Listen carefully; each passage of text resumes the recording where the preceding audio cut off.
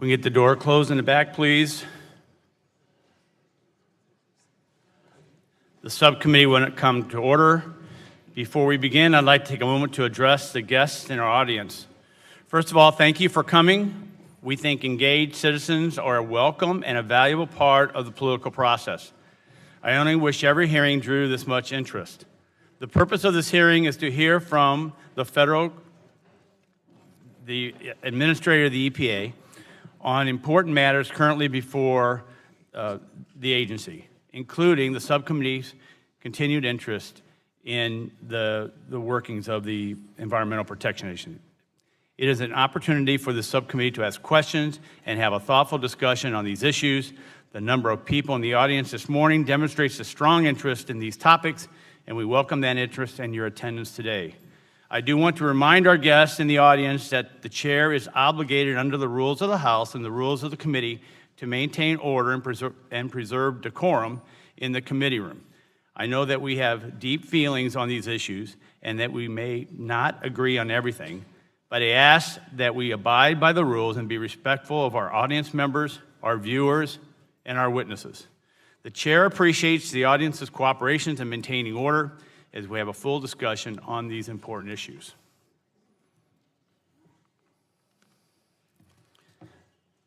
And I'd like to recognize myself for 5 minutes for an opening statement. Good morning, Administrator Pruitt, and welcome back to the Environment Subcommittee. I'm glad you are here today and look forward to our discussion. From a policy perspective and from my seat outside the agency, I'm generally pleased with the direction you're taking at the EPA. As I mentioned when you were here 5 months ago, the American people don't want ideologues rewriting or reinterpreting our laws. They expect and deserve folks at agencies like the EPA who will faithfully implement what Congress has passed. I'm especially happy with the reinvigorated Superfund program, and in particular, after more than 20 years on the national priorities list, I'm very glad to see progress finally being made on the Westlake landfill, which we've talked about numerous times. Superfund sites are a tangible environmental and public health problem that may pose multiple immediate threats. One of the bills I worked on when I joined this committee was to help make the Superfund program operate more rationally. So to see that you also care about this program is important to me. I also want to applaud your initiative to look at the EPA's workforce and identify ways to make the agency more efficient and effective. As I mentioned back in December, this exercise sadly has not been undertaken in more than 20 years. I believe a lack of consistent review can lead to complacency or foster regulatory overreach, and I look forward to learning more about efforts to reshape the bureaucracy. As the author of the changes to Title I of the Toxic Substances Control Act, I also want to commend you for reducing the backlog of applications for new chemicals. I understand the backlog has crept back up by 1/3 of its normal level. But I look forward to seeing what actions you take, including the use of new user fees to help EPA operate its new chemicals review process more expeditiously. Finally, I am glad to hear that the regulatory process you are running is not looking to short-circuit public comment. Past administrations have issued enforceable guidelines or employed other tricks to get their way on policy when many Americans and their representatives in Congress may have disagreed. Now, as public servants, our jobs are not based solely on the things we do or the things we have done, but also the way we conduct our business. It is no secret that there have been many stories in the press about the management and operations of the agency and your dealings with potentially regulated sectors. I consider much of this narrative to be a distraction, but one this committee cannot ignore. I look forward to hearing your side of the story on the rumors and allegations you're facing. Before yielding back my time, I want to make a couple of environmental budget and policy observations. First, even though federal law requires the president to propose a budget, the U.S. Constitution vests the actual budget and spending authority with the Congress, particularly the House of Representatives. Second, the president's budget was released on February 12, 2018, without full knowledge what Congress would do in the Consolidated Appropriations Act that became law 6 weeks later. Had the administrator joined us in February or March, he would not have had to face this dynamic. But regardless of what members think of the administration's budget proposal, I hope today they will remember our own role in the budget and spending debate. Finally, I want to say something about administrative efforts regarding transportation fuels. Recently, the White House has engaged with the EPA and Department of Agriculture to consider administrative changes to the renewable fuel standard. I take these efforts quite seriously, not only as subcommittee chairman, but also as a representative of a corn and soybean growing district in southern Illinois that also happens to have 2 oil refineries. I believe that no matter how well-intentioned any regulatory effort may be, the only way to get a lasting solution, especially one that will not spend more time in court than on the books, is by having Congress settle this issue by statute. I urge you, Mr. Administrator, and the other members of the executive branch to patiently work with us in good faith on a legislative solution to the renewable fuel standard. With that, I have 50 seconds left. Seeing no one wishing that time, I yield back the balance of my time and recognize the ranking member of the subcommittee, the gentleman from New York, Mr. Tonko, for 5 minutes. Thank you, Mr. Chair. We are here today to discuss EPA's budget for fiscal year 2019.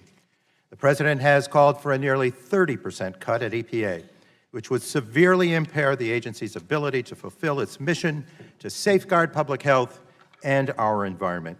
We know all too well the cost of failing that mission, of the pain of communities, of children and families who suffer illness resulting from pollution in their air and water. So yes, I am concerned that EPA is increasingly allowing polluters to set the agenda and threaten public health with minimal accountability. Under Administrator Pruitt, common sense public health and environmental protections are being slated for elimination with no regard for scientific evidence and little justification beyond the wishes of regulated entities.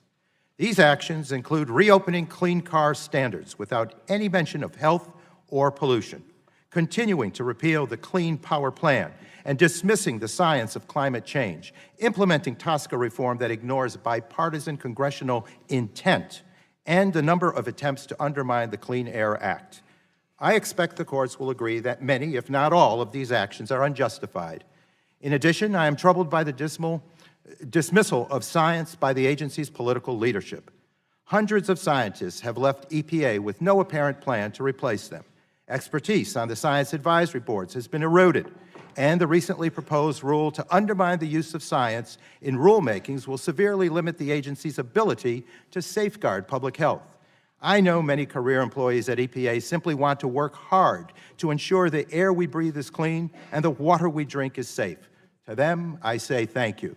But the agency's political leadership is pursuing a different agenda, and the mounting evidence of serious ethics violations and credible investigations at the highest level cannot go unscrutinized. Mr. Chair, I value this subcommittee's bipartisan record. There are times that we disagree, but we have worked through tough issues together and are often able to find bipartisan balance.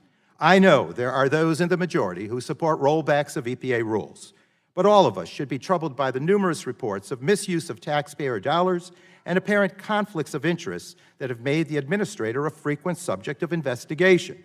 I am, of course, referring to the administrator's pattern of wasteful spending on luxury travel, personal security, and yes, office upgrades. To say nothing of his well-documented sweetheart rental from a lobbyist with business before EPA and huge unapproved raises for top political staff, amongst others. Perhaps most concerning have been the reports of retaliation against employees, both career and political, that have dared to question Administrator Pruitt's most troubling abuses and expenditures. And in almost all cases, the more we have learned, the worse they get.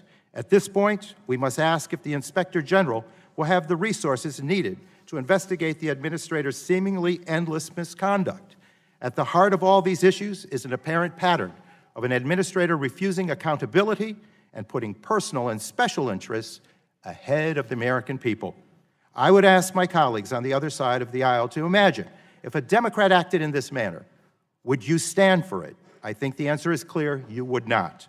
My colleagues and I may disagree about many of the policy decisions coming out of this EPA, but one thing I hope we can agree on is that we cannot afford to turn a blind eye to the reports of this administrator's fiscal mismanagement and abuse of his position. Mr. Administrator, the evidence is clear.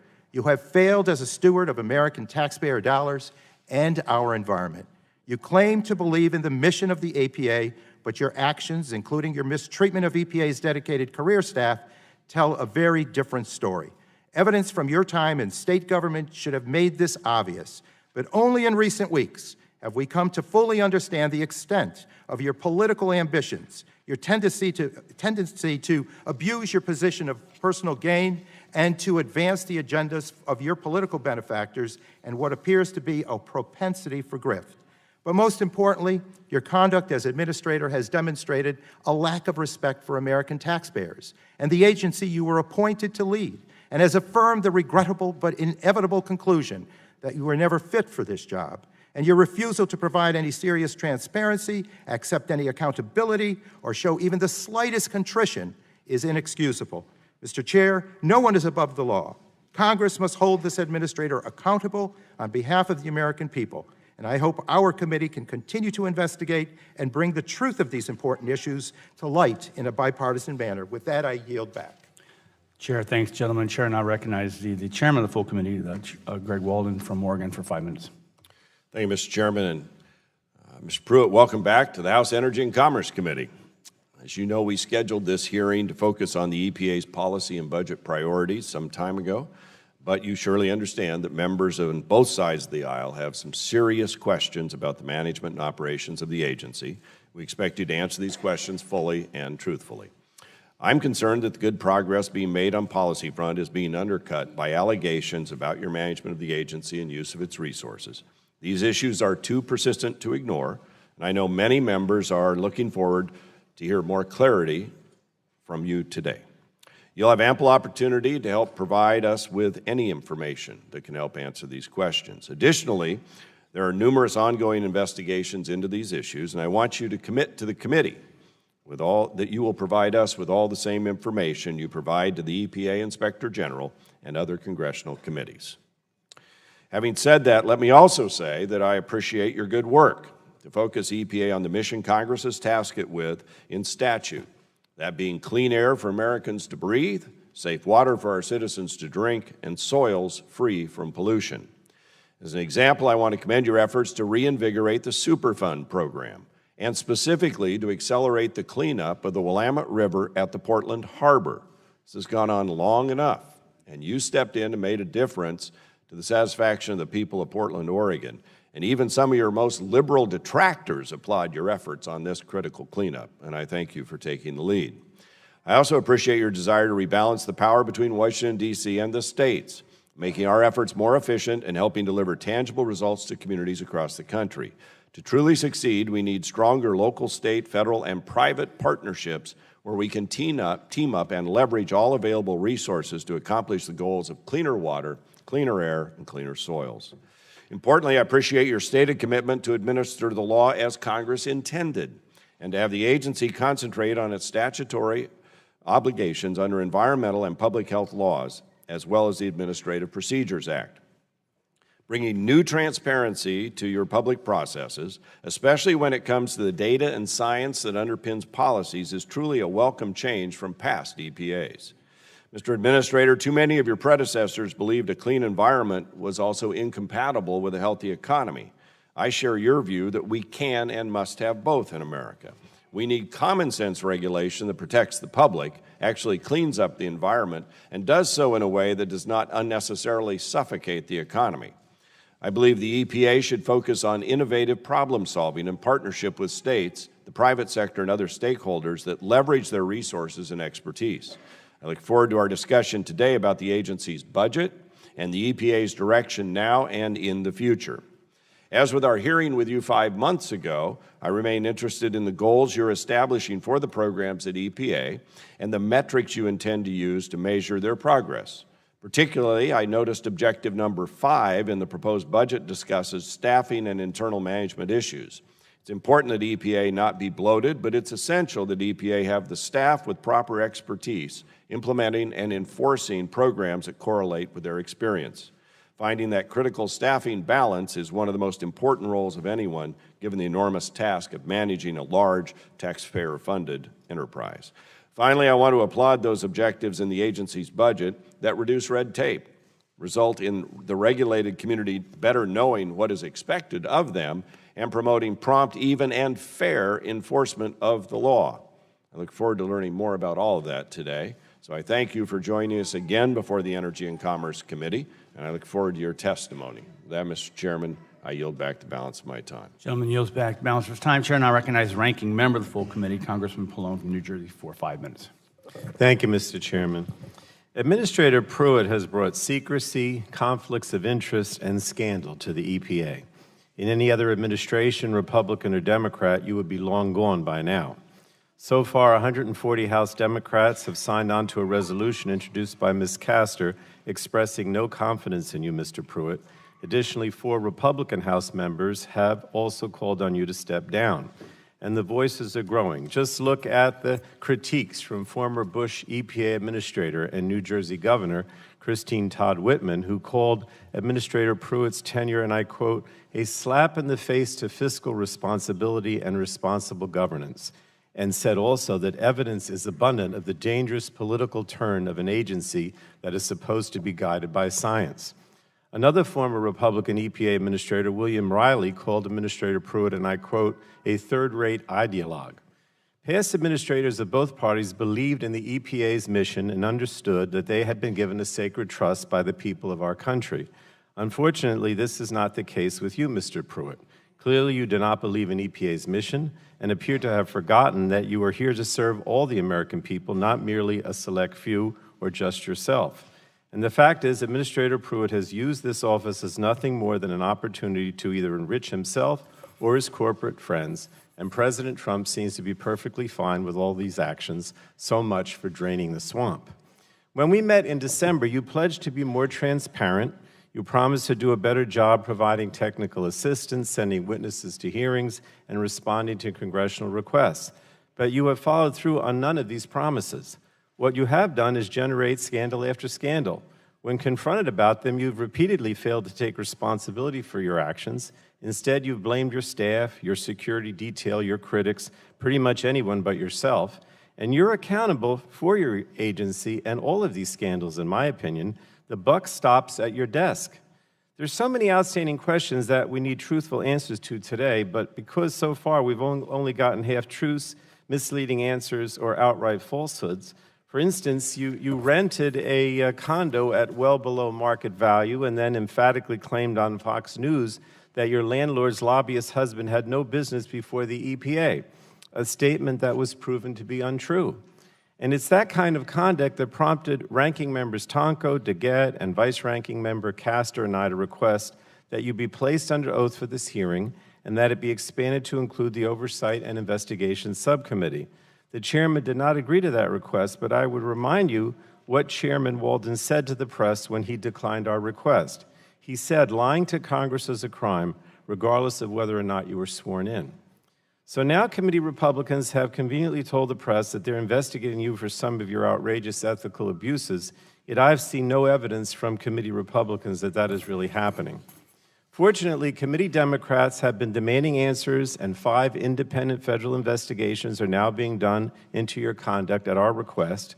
Yesterday, I joined with Ranking Member Cummings of the Oversight and Government Reform Committee to request an additional investigation by the Office of Special Counsel into your troubling pattern of apparently retaliating against EPA employees who question your extravagant spending. And I'm confident that these investigations will affirm what I've come to believe is true, that you are unfit to hold public office and undeserving of the public trust. And I don't say those words, because I particularly dislike you or hold you in ill repute. I just think that every indication we have is that you really should resign and you are undeserving of the public trust. And I yield back, Mr. Chairman. Thank you. Gentleman yields back his time. We now conclude with members' opening statements. The chair would like to remind members that pursuant to committee rules, all members' opening statements will be made part of the record. We would also now like to welcome and thank our distinguished witness, U.S. EPA Administrator Scott Pruitt, for being here today. You will have an opportunity to give an opening statement, followed by a round of questions by members.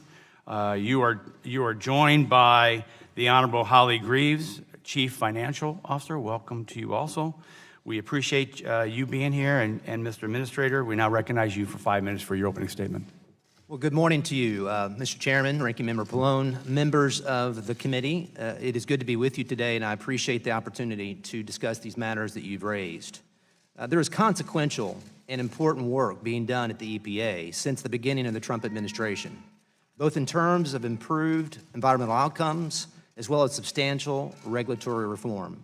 We are stripping burdensome costs from the American economy at an unprecedented pace, and we are doing this while inspiring confidence in the American people that it is government going to work with them as opposed to against them to achieve harmony between jobs and growth and environmental stewardship. In the short time of the Trump administration, we've made enormous progress as far as improved environmental outcomes. These are just a few. We have removed over 3 times the number of polluted sites of contaminated communities across the country as compared to the previous administration for 2017. And for 2018, we are on pace to remove as many as 10 times the number of polluted sites.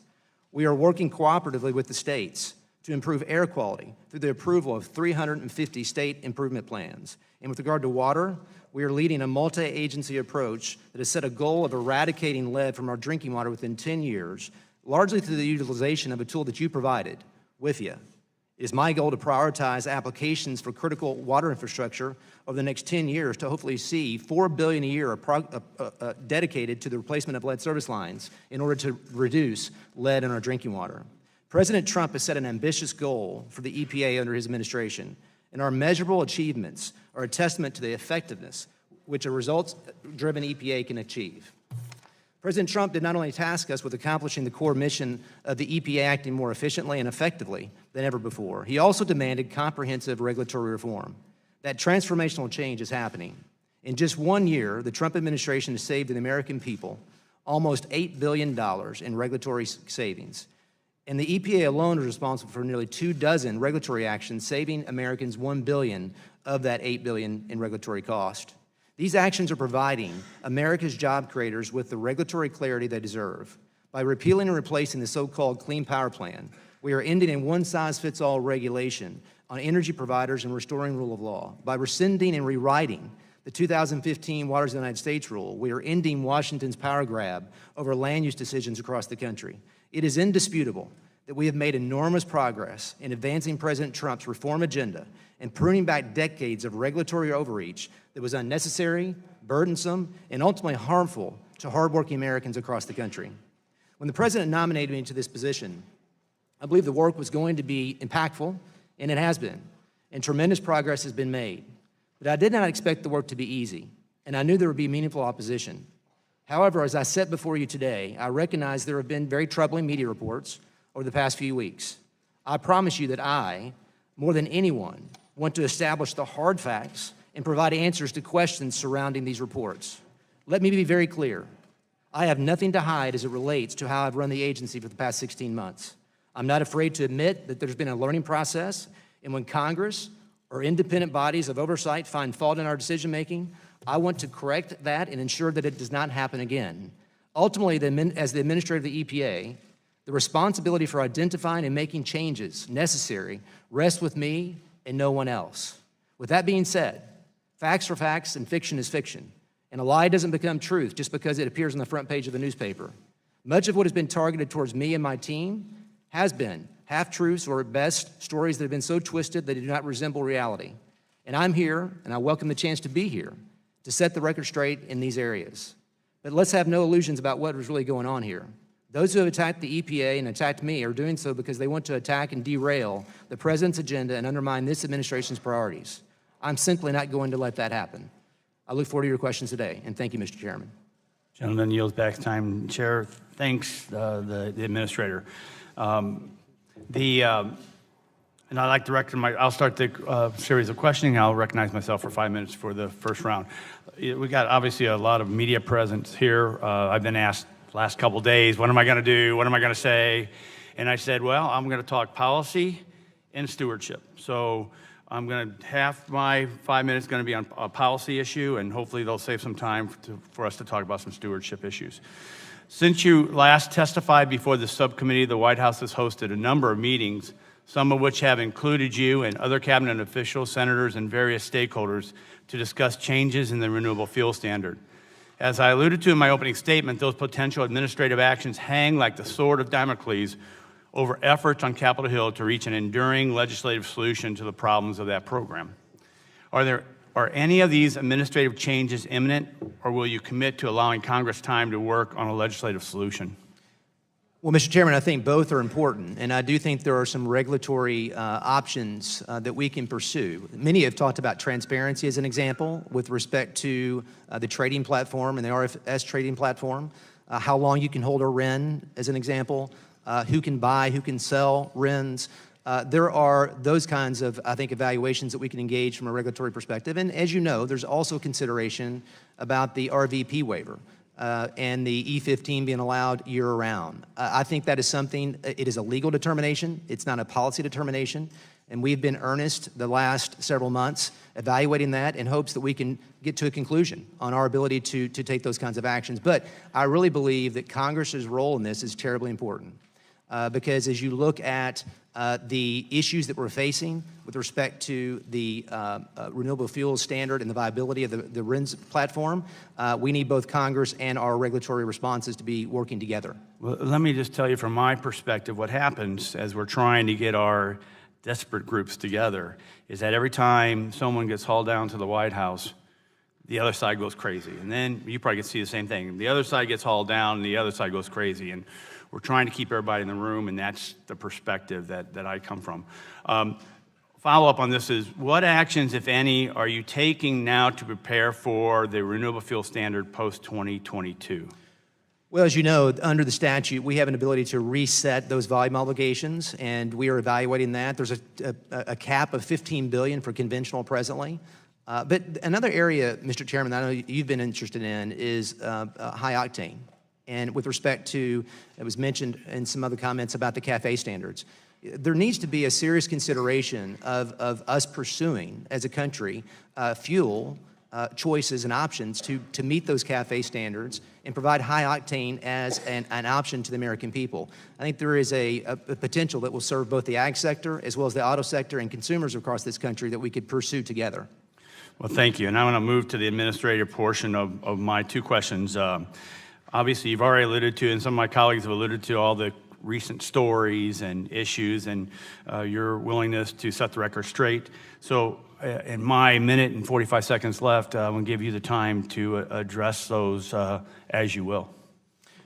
Well, I think, Mr. Chairman, as I indicated in my opening comment, I want to address each of these respective issues and provide information, and we'll work with Congress, both with oversight as well as this committee, to provide any and all information that helps answer those questions. Those have been a distraction to our agenda. I think the Congressman mentioned that earlier, and that troubles me. Ultimately, as the administrator of the EPA, I have to take responsibility to make changes internal to the agency, to get accountability in our processes, to ensure that in each of these areas we get better results and that we show the American people that we are committed to being good stewards of taxpayer resources, staying true to our mission at the agency, which I believe that we are and have, and I'm committed to doing that. That's why I'm here to talk to you about it today. I thank the minister, and I yield back my time, and now turn to the ranking member of the subcommittee, Mr. Tonko, for 5 minutes. Thank you, Mr. Chair. Recently, it came out that 2 EPA employees who came with you to Washington from Oklahoma were given significant raises over the White House's objection. When you were interviewed by Ed Henry on Fox News, you claimed to have been unaware of those raises. At the time, Ed Henry asked you whether you intentionally went around the White House or whether you simply had no idea what your staff was up to. The EPA Inspector General is looking into those raises, and last week the IG released preliminary information showing that the forms to grant the raises were signed by your Chief of Staff, Mr. Ryan Jackson, who wrote that he was signing on your behalf. This is your opportunity to set the record straight. Did you, Administrator, authorize Mr. Jackson to sign those documents for you? Congressman, those were delegated to Mr. Jackson, and the Inspector General did reference that in his management alert. So and he did. Recognized the authority. You did authorize him then to sign them? Those decisions, that decision was made by my Yes or staff. no? Did you authorize him? There are delegations giving him that authority. So that's a yes. The Inspector General recognized that, Congressman. So you authorized Mr. Jackson to sign those documents for you. In internal emails, Sarah Greenwald, one of the aides who received a substantial raise, stated that you were aware of and supported the raises. Was that true? I think with respect to the raises, what's Yet was that true? Congressman, I have if I may, 5 minutes, so I have to move along. I was not aware of the amount, nor was I Not the amount. Were aware- you aware of the I raises? was not aware of the amount, nor was I aware that of the bypassing or the PPO process not being respected. Well, then I'm concerned that you have no idea of what is going on in your name at your agency, especially on an issue already under IG investigation. You've spent this week claiming to champion transparency, but on Tuesday you blocked the press from attending an event where you announced a new proposal that will severely limit the agency's use of public health studies in policy making. When internal emails came out about this new policy last week, they revealed that it had been developed entirely by political staff, seemingly without a robust outside stakeholder process. And once the press started covering those emails, they were removed from the agency's public FOIA portal. I do not know if you were personally involved in the decision to remove those emails, but it certainly was not transparent. Mr. Administrator, you like to claim that you support the rule of law and acknowledge the limits of EPA's authority. Many of our environmental statutes are clear. EPA must use the best available science as a foundation in policy making. This proposal would prevent that. Are you aware, yes or no, that Nancy Beck raised concerns that such a policy could also impact data that would be important to industry, such as confidential business information? Yes or no? This effort, Yes or no? This effort, Congressman, was about ensuring that as Were we you do aware rulemaking that at the agency, were you aware that we base Nancy it upon Beck raised the transparent concerns? science. Were you aware? Sir? As I indicated, Congressman, this effort is actually a reflection Sir, I need of to move on. Congress's commitment to transparency at the I take that as a yes. To mitigate that concern, it appears that the proposal has been crafted so that you, the administrator, has the discretion to grant exemptions as you see fit, without any transparency or accountability for your decisions. For example, if EPA was assessing the safety of a chemical, you alone would have the power to selectively block public health studies that do not support your political priorities and allow ones that favor your friends in industry. Not only does this open the door to special treatment for industry over the public health, but you could also pick winners and losers amongst the industry types. Do you think it would be hypocritical to exempt industry data containing confidential business information from disclosure, but not personal health information from public health researchers? Yes or no? Would it be hypocritical? That's a misstatement. Congressman, I believe that what needs to be clear is that what actions we took this week were to ensure that data and methodology were also available to those that they're concerned about our rulemaking. I believe it's hypocritical. So moving on, given your track record, how can the public trust your discretion to make fair decisions when it comes to those biases? Congressman, this was an effort to ensure transparency. Because as we do rulemaking at the agency, what is based on your record, should the public trust your decision-making here with the hypocrisies that would exist in the system you defined? This is actually a support of transparency for all rulemaking at the agency. This is not an individual decision that is made by the administrator. This is programmatic offices making decisions on rules that are based upon transparent science. Sir, I think this boils down to an issue of trust. And you've developed a system where you're picking winners and losers. We pit the public against the industry, or you're picking favorites within the industry. And I think there is a hypocritical outcome to it all. And with that, Mr. Chair, I yield back. I thank my colleague for staying within time, and Chair recognizes the Chairman of Full Committee, Congressman Walden, for 5 minutes. Thank you, Mr. Chairman.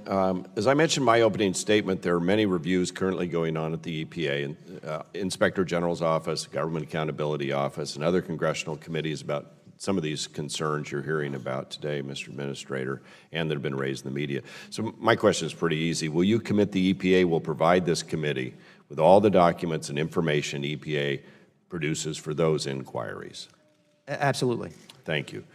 As I told you the last time you were here, this committee is charged by the House of Representatives with legislative and oversight responsibility for the bulk of the statutes that the EPA implements, and we decide where the agency's money can best be spent. Can you help me understand your guiding principles for determining legitimate uses of federal money by the EPA, including whether you're using any kind of previous spending guidance to make these decisions?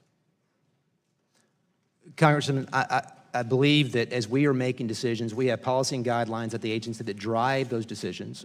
Some of them are attributable to programmatic offices. Some of them are attributable to the science part of our office. But yes, those guidelines govern our decisions each and every day.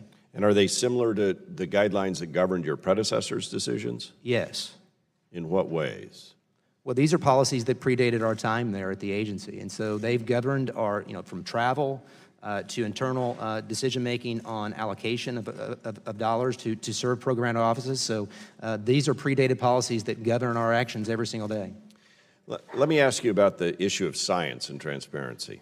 I've had a lot of constituents over the years who've been very concerned about decisions in various agencies that get made by administrators or the bureaucracy. And in some cases, they can't get access to the underlying data that underpins the decisions.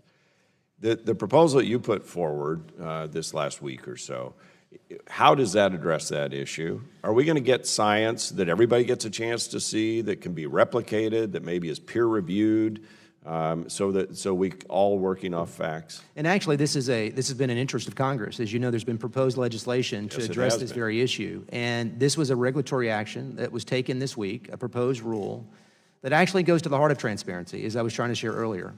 Because it requires that when we do rulemaking at the agency, we can't just simply publish the conclusions, the summaries of studies. Because what has happened historically is third parties have provided studies or summaries. We've taken those conclusions, used those as a basis of rulemaking, but not published the data, not published the methodology that actually supported the conclusion. And so those that are commenting on rules were ill-equipped to be able to understand whether the conclusions were rightly concluded or not. So this is an effort on our part to ensure that as we do science at the agency, whether it's internal at the EPA or whether we use third parties as far as their findings, data, methodology, and conclusions should all be a part of the package. So is what you're trying to do is make more information available or less information available? Absolutely more information available. To the public. So you're going to require that every one of these decisions, or whatever they're based on, the data and the methodology, as well as the conclusions, are transparent and available to the public. Is that going to be on your website? How are we going to know this? It's actually a proposed rule, Congressman. It's actually something that we are taking comment on. And I'm sure there'll be a wide array of comment on that very proposal. But the objective, once again, is to ensure transparency, reproducibility, with respect to the science that we rely upon in making our decisions and rulemaking. As you know, Mr. Administrator, last year, and then I think we actually passed it into law this year, this committee unanimously, I believe, here and in the House, rewrote America's brownfields legislation. And we're working together to rewrite the Safe Drinking Water, Clean Drinking Water Act as well, and make additional grants available. What are you doing to help clean up these brownfield sites that litter our neighborhoods in our country? You know, we just issued a series of grants across the country this week with respect to the Brownfields program. And you're right, it's been a tremendous success, reclaiming polluted areas across this country to allow communities to once again enjoy those areas. And so with the partnership of Congress, the increased omnibus, provided additional monies there for us to enhance that program. We are administering those grants and seeking to partner with communities all over the country to ensure that these areas are cleaned up and repurposed and able to be enjoyed again by those communities. And I just have a few seconds left. I want to follow up on what the chairman of the subcommittee talked about regarding the RFS and new fuel standards. I want you to know that Mr. Flores and Mr. Shimkus and others on this committee have put a lot of time in, because it's a priority of mine and theirs, to figure out going forward how we have a standard that works for those who grow corn, those who refine fuels, the auto industry, and the environment. And I would hope this administration would look to our leadership in this effort, as well as any independent actions, or the fact that we're actually a co-equal branch and the House has some authority in this area as well as the Senate. Will you commit to that? I think it's essential, as I shared with the chairman earlier, because at the end of the day, certainty is very important in this area. And I think you see tremendous investment over the last... Gentlemen's time's expired. We will make sure, I apologize. I just want to make sure that we've got a lot of people lined up. We'll have more time to talk about that. Thank you, Mr. Chairman. Chair, thanks to Chairman, and the Chair, and I recognize Ranking Member of the Subcommittee, Mr. Pullen, for 5 minutes. Thank you, Mr. Chairman. You know, I listened, Mr. Administrator, to your reasons why you haven't resigned, and basically you said that you're staying because only you can carry out the President's mission. And I strongly disagree with that. I think your actions are an embarrassment to President Trump and distract from the EPA's ability to effectively carry out the President's mission. And if I were the President, I wouldn't want your help. I'd just get rid of you. But I'm not the President, so let me move on. It's been reported that you have even gone so far as to retaliate against EPA's employees, punishing those who questioned your spending and management and sidelining those who attempted to advance important public health protections. So I wanted to ask again, yes or no, because we don't have a lot of time. It has been reported that at least 5 EPA employees were recently reassigned, demoted, or otherwise retaliated against after they raised concerns about your spending. Is that correct, yes or no? I don't ever recall a conversation to Well, that end. I'll take that as a yes. I was further It shouldn't be alarmed taken as a yes. that you removed the head of the EPA office that found that you did not face direct death threats. Has it always been your practice to fire people who disagree with you? I mean, Mr. Congressman, the Inspector General himself has noted that the threats you're against not me are answering yes or no, unprecedented so with respect to again- the quantity and the type of threats, and is on the record saying so. Okay. Look, 6 staffers is a pattern. I think you need to start taking responsibility, but you say you're going to take responsibility, but you don't. I'm very concerned by this troubling pattern of retaliation, which is not only potentially illegal, but is also creating a hostile environment that's expediting the exodus of valuable expertise from the EPA. In place of those dedicated public servants, you're installing industry lobbyists. Let's look at the case of Wendy Cleland Hamnet, an expert who fought to finalize a ban on methylene chloride, a deadly chemical used in paint strippers. The New York Times and other media have reported that her efforts were opposed by Nancy Beck, the chemical industry lobbyist you put in charge of regulating chemicals. Just last year, Nancy Beck was being paid by the chemical industry to lobby against chemical regulations. Now she's retired. Nancy Beck is running the chemical program, and the proposal to ban methylene chloride has been abandoned. Yes or no, were you involved in the decision to abandon that rulemaking, or was that decision made by Nancy Beck? The rulemaking has not been abandoned. Well, Actually, again, there's a proposed rule. you say that, but that's not accurate. Do you know that manufacturers of methylene chloride paint stripper have been aware of deaths linked to this use for more than 28 years, but continue to produce it, yes or no? That's actually a solvent that we're considering on the Okay, temporary. obviously, you don't want to admit what it does. Despite all your scandals, the White House says you have the president's support because you're implementing his deregulatory agenda, but I think that agenda has real costs. In October 2017, right before EPA abandoned the rulemaking, Drew Wynn, a 31-year-old small business owner in South Carolina, died while using methylene chloride. Drew's brother is here today, and I want to thank him for traveling here from South Carolina and continuing to advocate for a ban of this deadly chemical. Were you or others at EPA aware of Drew Wynn's death when the agency abandoned the ban of this deadly chemical, yes or no? Were you aware of his death? I think it's important, Congressman, to know that we have a proposed ban in place that is being considered. Well, obviously, you're not going to admit whether you know about Drew's death. Unfortunately, in February, another 31-year-old man, Joshua Atkins, died using a methylene chloride paint stripper to refinish his bike. I learned about Joshua from his mother, Lauren, who sent me a deeply touching letter. And I would ask unanimous consent, Mr. Chairman, to put that letter into the record in which she states her hope that her son will be the last to die from this chemical.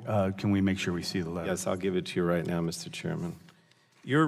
Again, Mr. Pruitt, your deregulatory agenda costs lives, real people with names, with brothers, with mothers. You have the power to finalize the ban of methylene chloride now and prevent more deaths, but you haven't done it. Do you have anything to say to these families at this point? Congressman, as I was trying to indicate earlier, there is a proposed ban in place that we took comment on that we are reviewing presently. There has been no decision at this time. Obviously, I have nothing to say to these families. Look, you say you're going to do something, but these chemicals are still on the shelves, and they make a mockery of Lautenberg's TSCA reform legislation that this committee worked so hard on, including our chairman, Mr. Shimkus, and it makes a mockery of the EPA. You have the power immediately to get this chemical off the shelves, and you're not doing it, and you should do it. And again, Mr. Shimkus, I appreciate your help with TSCA, but he's not implementing TSCA, so I wonder if our efforts were totally in vain. Thank you, Mr. Chairman. Gentleman yields back his time, and thanks to gentlemen. The chair now recognizes Chairman Emeritus Congressman Barton from Texas for 5 minutes. Thank you, Mr. Chairman, and I'm honored to have the EPA Administrator back before the committee. Mr. Administrator, you're not the first person to be the victim of, for lack of a better term, Washington politics.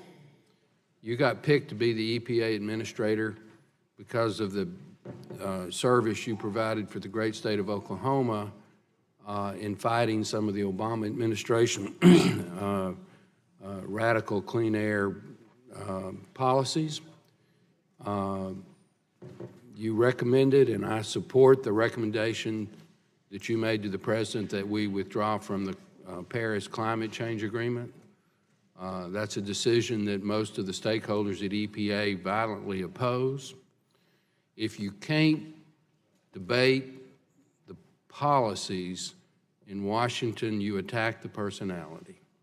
And that's what's happening to you. The Republicans do it when it's a Democratic president. The Democrats do it when it's a Republican president. And in my opinion, it's just my opinion, that's what's happening to you. On your housing costs, were those approved, the contract, before it was signed? Didn't you get an ethics review, and didn't that individual say it was acceptable? There have been 2 ethics reviews, Congressman. I need quick answers because I want to ask There have you. been 2 ethics reviews speaking to the lease itself, saying that it met market rates. Okay. You've been attacked for flying first class. Is that illegal? Congressman, that was approved by the travel office and the security team at the EPA. I've since made changes to that. But it's that was not illegal. It is not. It may look bad, but it's not illegal. There was an energy secretary named Hazel O'Leary under the Clinton administration. She leased party jets that were used by rock stars. Party jets, not one time, but several times. Have you ever rented a party jet? No, You Congressman. have not rented a party jet. Okay, that's good. Let's talk about this transparency issue. As I understand it, your transparency proposal is that if they're going to use the science to make a recommendation on an EPA regulation, they've got to actually report what the science is. They've got to release the documents and the data sets and all of that. Is that correct? That is exactly right, Congressman. Is there anything wrong with that? I think it enhances transparency and the confidence of the American people as we do rulemaking. I think it's an excellent idea, and it's long overdue. In your budget, Will the gentleman suspend for a minute? We have guests in the gallery. You are a guest. I have some magic words that will then cause you to have to leave. I do not want to say that, so if you would respect. We were asked for decorum. That's not being decorous, whatever the word is. So let's just continue on with the testimony, and we'll move forward. Chair recognizes the Chairman Emeritus. okay, thank you. On your transparency proposal, if it is actually accepted, we'll actually get to see what the science is behind the support for the regulation. Is that not correct? It is, and I think what's been of note to me as I've been serving at the agency is that there's a reliance at the agency on many third-party studies. And as those studies are the support of our rulemaking, it's important to make sure that the methodology and data accompany those conclusions so that the American people can make informed decision about the rules and whether they actually are based upon sound science. Okay, this is to get a little bit to the budget we're actually here to discuss. There's a program in your agency called Leaking Underground Storage Tanks. Acronym is LUST. The money that goes into that fund is supposed to be used to clean up or prevent leaks from underground storage tanks. To your knowledge, is there anything under current law that prevents a state from using it for other purposes? In other words, the money's supposed to be used to clean up these underground storage tanks, but my understanding is very few states use it for that purpose. You know, Congressman, I'm not aware of that happening, but it's something that we would investigate and look into if Would you you have some do that information about that happening. In Gentleman's interstate or time has elsewhere. expired. Chair recognizes gentleman from California, Dr. Reese, for 5 minutes. Thank you for your service. Thank you, Mr. Chairman. Administrator Pruitt's ethical violations as the head of an agency with a mission to protect the public's health demonstrate a concerning lack of integrity and a pattern of the rich and powerful putting their rich and powerful friends and their own self-interest above the interest interest of the public's health and at the expense of the common good. Clean air to breathe and safe water to drink is not a privilege only for the rich and powerful, but a right for everyone. And the role of a public servant is to serve and protect the public, in particular, the public's health. However, the gross elimination of many public health protections are kickbacks to the rich lobbyists and corporation friends that have a real impact. And I want to highlight one example. This week, the EPA announced that it intends to limit the kind of scientific studies it will use in issuing new protections to only studies that make public the private, personal, confidential information the people who participate in those studies, of the people who participate in those studies. Revealing that info is a clear ethical violation of any reputable research institutional review board in the United States. The type of studies you want to exclude are the same kind of scientific studies that were used to prove that lead in pipes and paints harm children, and that secondhand smoke is a dangerous carcinogen. We're talking about landmark studies such as the Harvard School of Public Health 6-city study, which proved a connection between air pollution and early death back in 1993. That just by living in a city with poor air quality, your average life expectancy was lower than those who didn't. This study later became the basis of fine particulate matter regulations in the Clean Air Act. When you were here in December, you and I spoke about fine particle matter, which, thanks to studies based on confidential patient health information, we now know is associated with premature death, asthma attacks, chronic bronchitis, decreased lung function, and respiratory diseases. You acknowledge these risks and agree that there is no safe level of fine particle pollution, but your new policy would block EPA from considering the studies that have shown these dangerous health implications. So do you deny now that fine particle pollution has these health impacts, and will this new regulations cause your agency to disregard these sentinel studies? If they provide the data and methodology to the agency and the findings, Well, that is they a will be clear used. violation of ethical rules protecting patient confidentiality. Those can be redacted, Congressman. Who's protecting the subjects in those studies? So you have promised us a replacement rule for the Clean Power Plan. Will that replacement rule acknowledge the health impacts of fine particle pollution? We actually have been, as you know, a proposed rule in the marketplace on just that issue. Well, you know, I mentioned the risks of lead in drinking water. So with this new rule, those risks were shown by epidemiological studies that protected the patient confidentiality and all the other intricacies of confidential information. Now, your rule would lead to the idea that if it doesn't suit the manufacturer's intent, that now those studies could be disregarded. So do you believe that mesothelioma can or that asbestos causes mesothelioma? I do, but the confidential business information to which you refer, along with personal information, can be redacted. So that information. So you have been in office. You know, you have dismantled protections for the public's health, and protections for children who suffer asthma, seniors with respiratory illnesses, and you demonstrated a disregard for true scientific study, the scientific process, and the confidentiality of people who want to participate and help further our collective knowledge to protect the public good. You have done this to allow your rich and powerful corporate friends to create more pollution in order to increase profit at the expense of the common good. Again, of children with asthma and seniors with COPD. And I'm an emergency physician. I've participated in IRB boards. I know the importance of protecting the information in order to get more participants. And I have also treated children with asthma gasping for air or seniors at their last wit's end.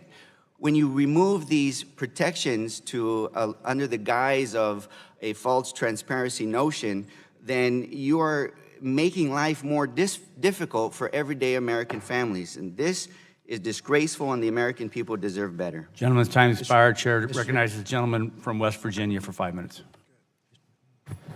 Thank you, Mr. Chairman. And Thank you, Administrator, for coming before us. I think that was the first policy question you've got from the other side of the aisle, observation. To the public, I think this has been a lot of a classic display of innuendo and McCarthyism that we're seeing too often here in Washington that unfortunately I think works against civility and respect for people in public office. I'm hoping we would be able to stay on policy today as much as we could, but I can see some just can't resist the limelight, the opportunity to grandstand.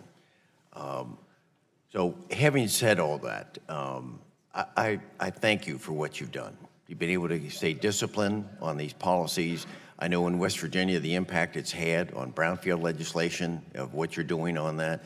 I see the rollback of some of the regulatory reform, that there's hope now. A lot of the people in the fossil fuel industry that they could see that deterioration in the past 8 years prior to that. There's some hope. We're seeing the economy start to rebound thanks to you and the administration of taking this fight on. So I know that if I could, I know just an example here was an example that despite what's been said to the achievements that you've made, that the EPA just awarded $1.9 million to research in drinking water having to do with Flint, that research in Flint.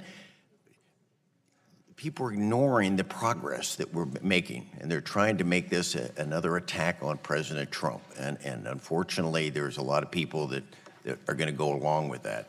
So if I could get back to one of the things that has disturbed me some with the some of the events over the last numbers of years was we had a good friend in Leslie Lampton, who passed away last week.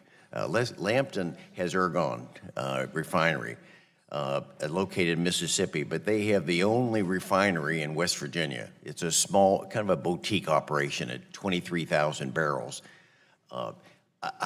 I know the definition of a small refinery is 75,000 barrels, so they are a third of the size. But yet they're struggling meeting all the qualifications, all the requirements of a major refinery. Is there something that we could work together, or something to help out these small refineries so that they can compete? Because they can't handle the RINs. They don't have a market for that with them. So is there something that we could be doing to help out these boutique refineries? Congress has been very helpful in providing a small refinery exemption under the statute. It is objectively determined. It is 75,000 barrels, as you indicated, production. And we have received, I think, 24 applications in 2017, a little bit over 30 in 2018. And I would say to you that the volatility of the RIN trading platform is creating instability across the entire RFS discussion. So it's really in everyone's best interest to get more clarity and confidence in how this RIN trading platform and relief needs to occur. It's going to benefit the ethanol industry, benefit the ag sector, and I think benefit those that are suffering with the RIN obligations. And so it is our hope that we can chart a path forward with Congress to achieve those kinds of outcomes. Okay. Mr. Administrator, for numbers of years, we were working to try to get resolved something it was sitting out here for 30 to 40 years, was the coal ash issue, and we got that taken care of 2 years ago.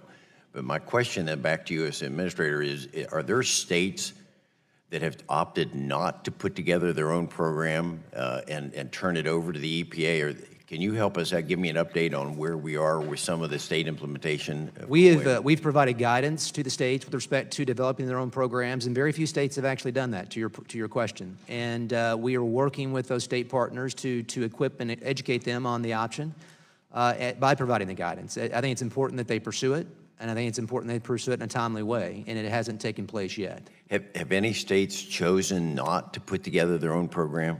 I just think it's early, it's nascent in the process, and I think it's just very few early adopter states so far, and that's the reason we're working hard to educate and inform those states. Mr. Administrator, thank you for handling all these issues, and I hope that we can stay on policy and talk about some of the progress that's been made, because I think it's been good for the environment. Thank you. Thank you. Yield back. Gentleman yields back time. Chair recognizes the gentleman from California, Mr. Peters, for 5 minutes. Thank you, Mr. Chairman. I do want to ask a couple questions about the Superfund program, particularly about your friend, Mr. Albert Kelly, who you put in the charge of the program, despite his past. He was scheduled to appear before the committee in January, but he backed out at the last minute, citing travel obligations. I know my colleagues on both sides of the aisle were disappointed in that, but Mr. Kelly sent a letter for the record that he would be willing to answer any and all of our questions regarding his lifetime ban from the banking industry and the illegal activities that led up to that. It's now more than 3 months later. We've gotten no information from Mr. Kelly. We're told that political leadership has been preventing him from speaking with us, and if that's true, that's certainly disappointing. 2 weeks ago, you were interviewed on Fox News by Ed Henry, and he asked you several questions about Mr. Kelly. In the interview, you said that the details of the settlement with the FDIC were private and that none of us really know what happened. So my question is, if Mr. Kelly is happy to share the details of his lifetime banking ban as a matter of transparency, is he not telling us the truth, or are you stopping him from doing that? I think Mr. Kelly, if he's willing to share that with you, he should do that. Terrific. And and I would encourage him to do so. Because we do think that it's important about an important issue of transparency. I'm glad to hear that. The FDIC ban is not the only concern about Mr. Kelly. It's been widely reported that his family abuts a Superfund National Priorities List site. He's the head of the Superfund program, creating at least a perception of a conflict of interest in that he might be favoring the site that's next to his property. You've mentioned that one of your goals is one of your values is that you're committed to good stewardship of taxpayer resources. Has this financial conflict been reviewed by EPA ethics officials? And if so, were they provided with all the necessary information to conduct that review? I don't have knowledge about that, Congressman, if that's happened or not. All right. Certainly we would ask that that be done. When you came to testify before this subcommittee in December, you claimed that you had to remove scientists from EPA's Science Advisory Board because of, quote, the appearance of a lack of independence. John Conkus, your Deputy Associate Administrator for the Office of Public Affairs, who's tasked with reviewing millions of dollars of grants for EPA, was approved to provide media consulting advice to unnamed clients, likely including his prior clients from his Republican-affiliated consulting firm. Were you aware that Mr. Conkus was continuing to work as a media consultant for outside clients? I'm aware that the ethics officials at the agency approved that. That's what I'm aware of. Don't you think this creates an appearance of the lack of independence? The ethics officials didn't believe that. Do you have an opinion personally about that? I don't know, but I don't know anything about the contract. I just know that the ethics officials approved that transaction. It just seems to me that if he's working for people outside the agency with his fingers inside the agency, that could be a lack of independence, and I'll just offer that as my own observation then. You brought in Jeff Sands directly from Syngenta, which was facing a very large fine from EPA for failing to protect its workers from a dangerous pesticide, chlorpyrifos. During his brief tenure at EPA, this fine was reduced from $4.9 million to $400,000. Were you personally involved in this decision to reduce this fine? It's my understanding that Mr. Sands' involvement at the agency occurred after the decision in March of last year with respect to chlorpyrifos. Okay. Without respect to the timing then, were you personally involved in the decision to reduce this fine? I was not. And I guess, I think I would suggest it also creates at least the appearance of bias and independence. And now it's come out that your head of security, who was promoted to that role after you fired his predecessor for questioning your security spending, did outside investigative work during the 2016 presidential election for American Media Incorporated, the publisher of National Enquirer. That includes the period when AMI purchased and killed a story about President Trump having an affair with a playmate. Do you think that outside work at least creates the appearance of a lack of bias? It's my understanding that's being reviewed, and I was not aware of that outside contract, and it's being reviewed. Okay. I guess, again, I'd say you're not answering the question. I think it creates at least the appearance of bias, and we'd like to see attention to that. Finally, I guess just to follow up on the first question, are you willing to produce Mr. Kelly to answer the questions before this committee? I'm not standing in the way of Mr. Kelly providing information to this committee or any other committee, and that's a decision that he can make and provide that information. In the interest of transparency, would you be willing to direct him to come and answer those questions? I don't know if I have that authority. I would encourage him to do so. If you have that authority, would you be willing to exercise it? I would encourage him to do so. I'll take that as a no. I'll yield back. Gentleman yields back time. Chair, and I recognize the lady from Tennessee for 5 minutes, Congresswoman Blackburn. Thank you, Mr. Chairman and Mr. Administrator. Thank you for being here. We do have questions about the budget. and we're always interested in ways we can stop federal overreach, and that is something that is so important to my constituents in Tennessee and something that we hear about a good bit.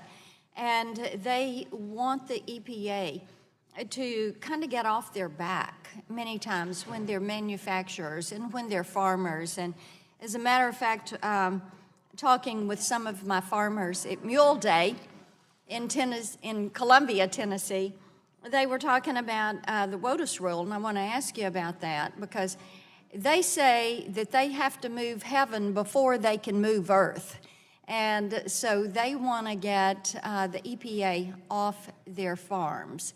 And they're very grateful that we've had the delay in the WOTUS rule. And it's important to them, it's important to manufacturers. They feel like they can move forward and do something, and they're not fighting with this rule.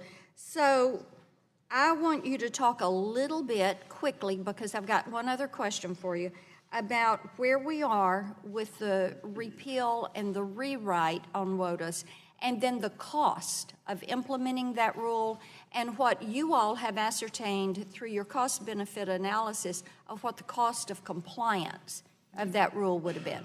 Well, I'll address a couple things, Congresswoman, in response to your question. First, the decision on repeal as well as the replacement to the 2015 rule will all occur in 2018. We will be done with that process this year. Okay. As you know, and you made reference to that, the compliance dates have been extended, but we actually have two other rules in the marketplace. One is to rescind the 2015 rule, and then a proposal will be coming out next month with respect to the replacement that will be inspired by Justice Scalia, and I believe the intent of the Clean Water Act with respect to the definition of a water in the United States. Okay, thank you. Let's talk about fuel economy standards. We have auto manufacturers in Tennessee and in Franklin. We've got Nissan, the plants over in Smyrna. We've got GM, which is in my district down in Spring Hill. You've got Volkswagen over in Chattanooga. One of the things they talk a lot about are the fuel economy standards and the cost per car that trying to go to these new economy standards would do. And you've talked about adjusting the standards. So there again, I want you to talk a little bit about where we are when it comes to adjusting those standards, and then what you see as the cost of implementing, and then the cost of compliance. Well, Congresswoman, as you indicate, we recently issued a midterm evaluation that occurred in April of this year, and we determined that the standards that have been set were too ambitious and didn't meet the facts and data that we currently have at present. So we started, or will be starting very soon, a rulemaking process along with DOT to reevaluate those standards. I think what's important about the CAFE standards is we ought to endeavor as a country to set standards for lower emissions on cars that people actually want to buy. You know, and I think what's happened for a number of years is that we've created these arbitrary levels that has put a certain sector of the cars in the marketplace that no one's purchasing, which means they stay in older vehicles, which actually defeats the purpose of the very act. So we are working with DOT in collaboration, interagency, to address that, and that proposed rule will be coming out very, very soon with DOT. Okay. That sounds great. I think you're exactly right on that, and we hear that not only from manufacturers but from the dealers, that the economy standards have pushed forward vehicles that people don't want to purchase many times. And so they are staying in the car longer, or they buy a bigger car that is heavier, that they feel like is going to be a safer vehicle for them. So I appreciate you being here today, and I will yield back my 30 seconds. The chairman thanks the gentlelady, and the chair now recognizes the gentleman from Texas, Mr. Green, for 5 minutes. Thank you, Mr. Chairman. I want to, Mr. Administrator, I want to thank the EPA for a recent announcement of agreement was brokered between International Paper and the McGinney's Industrial Maintenance Corporation, which are the responsible parties for the site cleanup at San Jacinto docks and waste pits in East Harris County in Texas. Over the past 10 years, Congressman Poe and I have shared that area, although now it's in Congressman Babin's district. Our district lines change pretty often in Texas. anytime a federal court decides it. So, so we've been working on it for 10 years, and I want to thank you for that. The reporting on the agreement stated that right now the remediation process is expected to take about 29 months. Do you know, or can you say, how certain is that timeline? Because having watched other Superfund cleanup sites, once you get into it, you always find other problems. So. Well, I feel very confident about the timing on that, Congressman. Region 6 there in Texas and headquarters, the partnership that existed there working with the local community is exactly how this should work. There was a temporary solution that had been put in place at San Jacinto, and it threatened the health of citizens in that area. And this is a permanent solution that will be provided within the time period you described, and at a cost of $115 million. Well, and I know that's expensive, but again, this area is developing, and for years we've had signs up at the San Jacinto River and Upper Galveston Bay about expectant mothers and children shouldn't eat the crabs or the fish. But when I go out there, I don't see anybody that's not crabbing or fishing. So it's really important to get it completely cleaned up so it can be restored. It's also an area where we park a lot of our barges in the Houston Ship Channel. And recently those barges break loose when there's a storm or a flood, and they will break that cap, the temporary cap that they have. And EPA has been really good on the job, the regional office in Dallas, to make sure they keep that pollution, that dioxin from continuing to come out.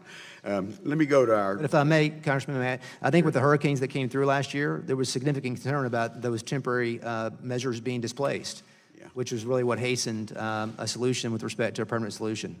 Yeah, Hurricane Ike actually broke the temporary type, but that was coming from the Gulf. Our problem last year was the flooding coming downstream from that hurt that.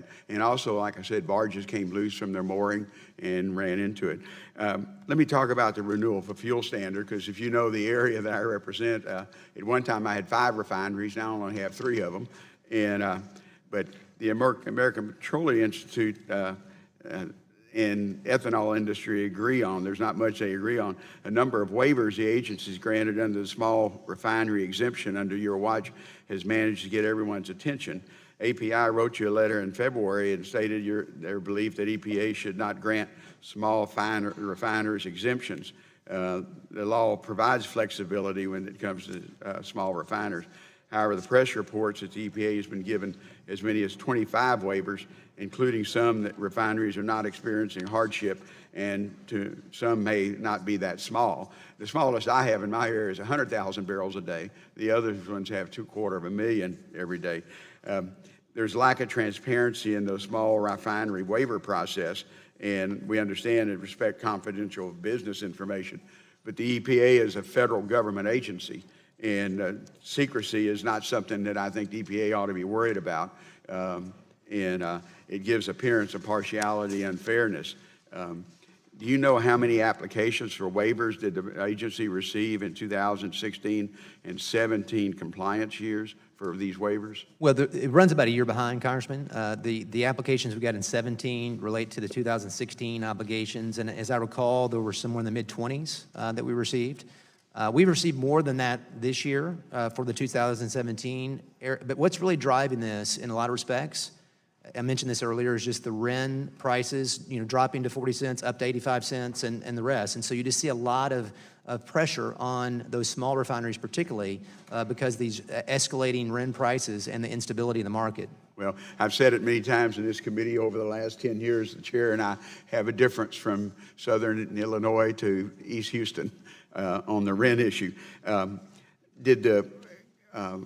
Has the agency granted any waivers to facilities that output exceeds 75,000 barrels a day?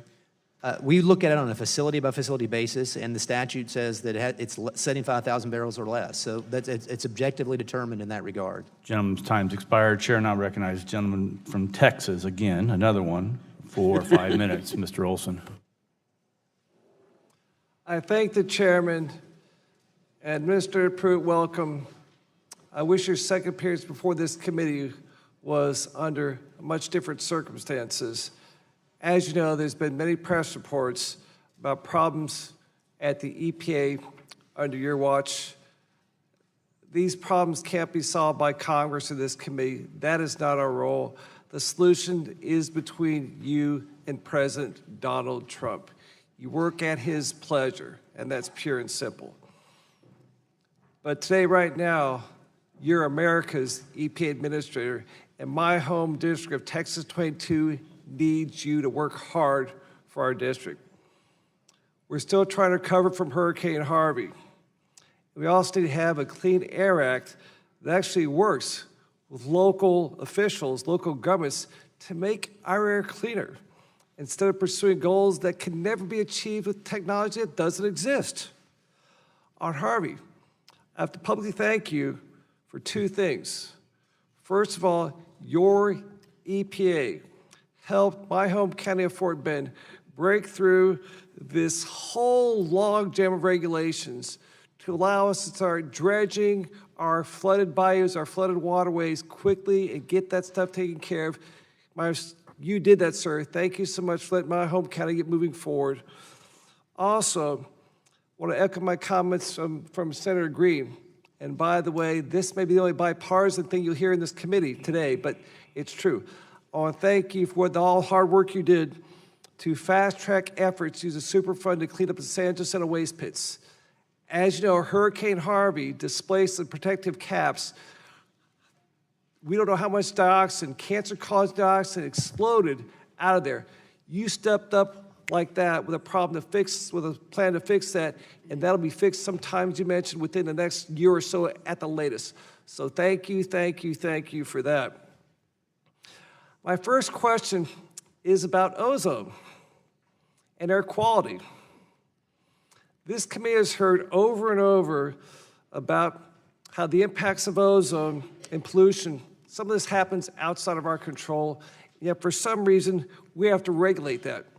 This ozone comes from as far away as China, or maybe as close in Texas as forest fires in Bastrop County a couple years ago.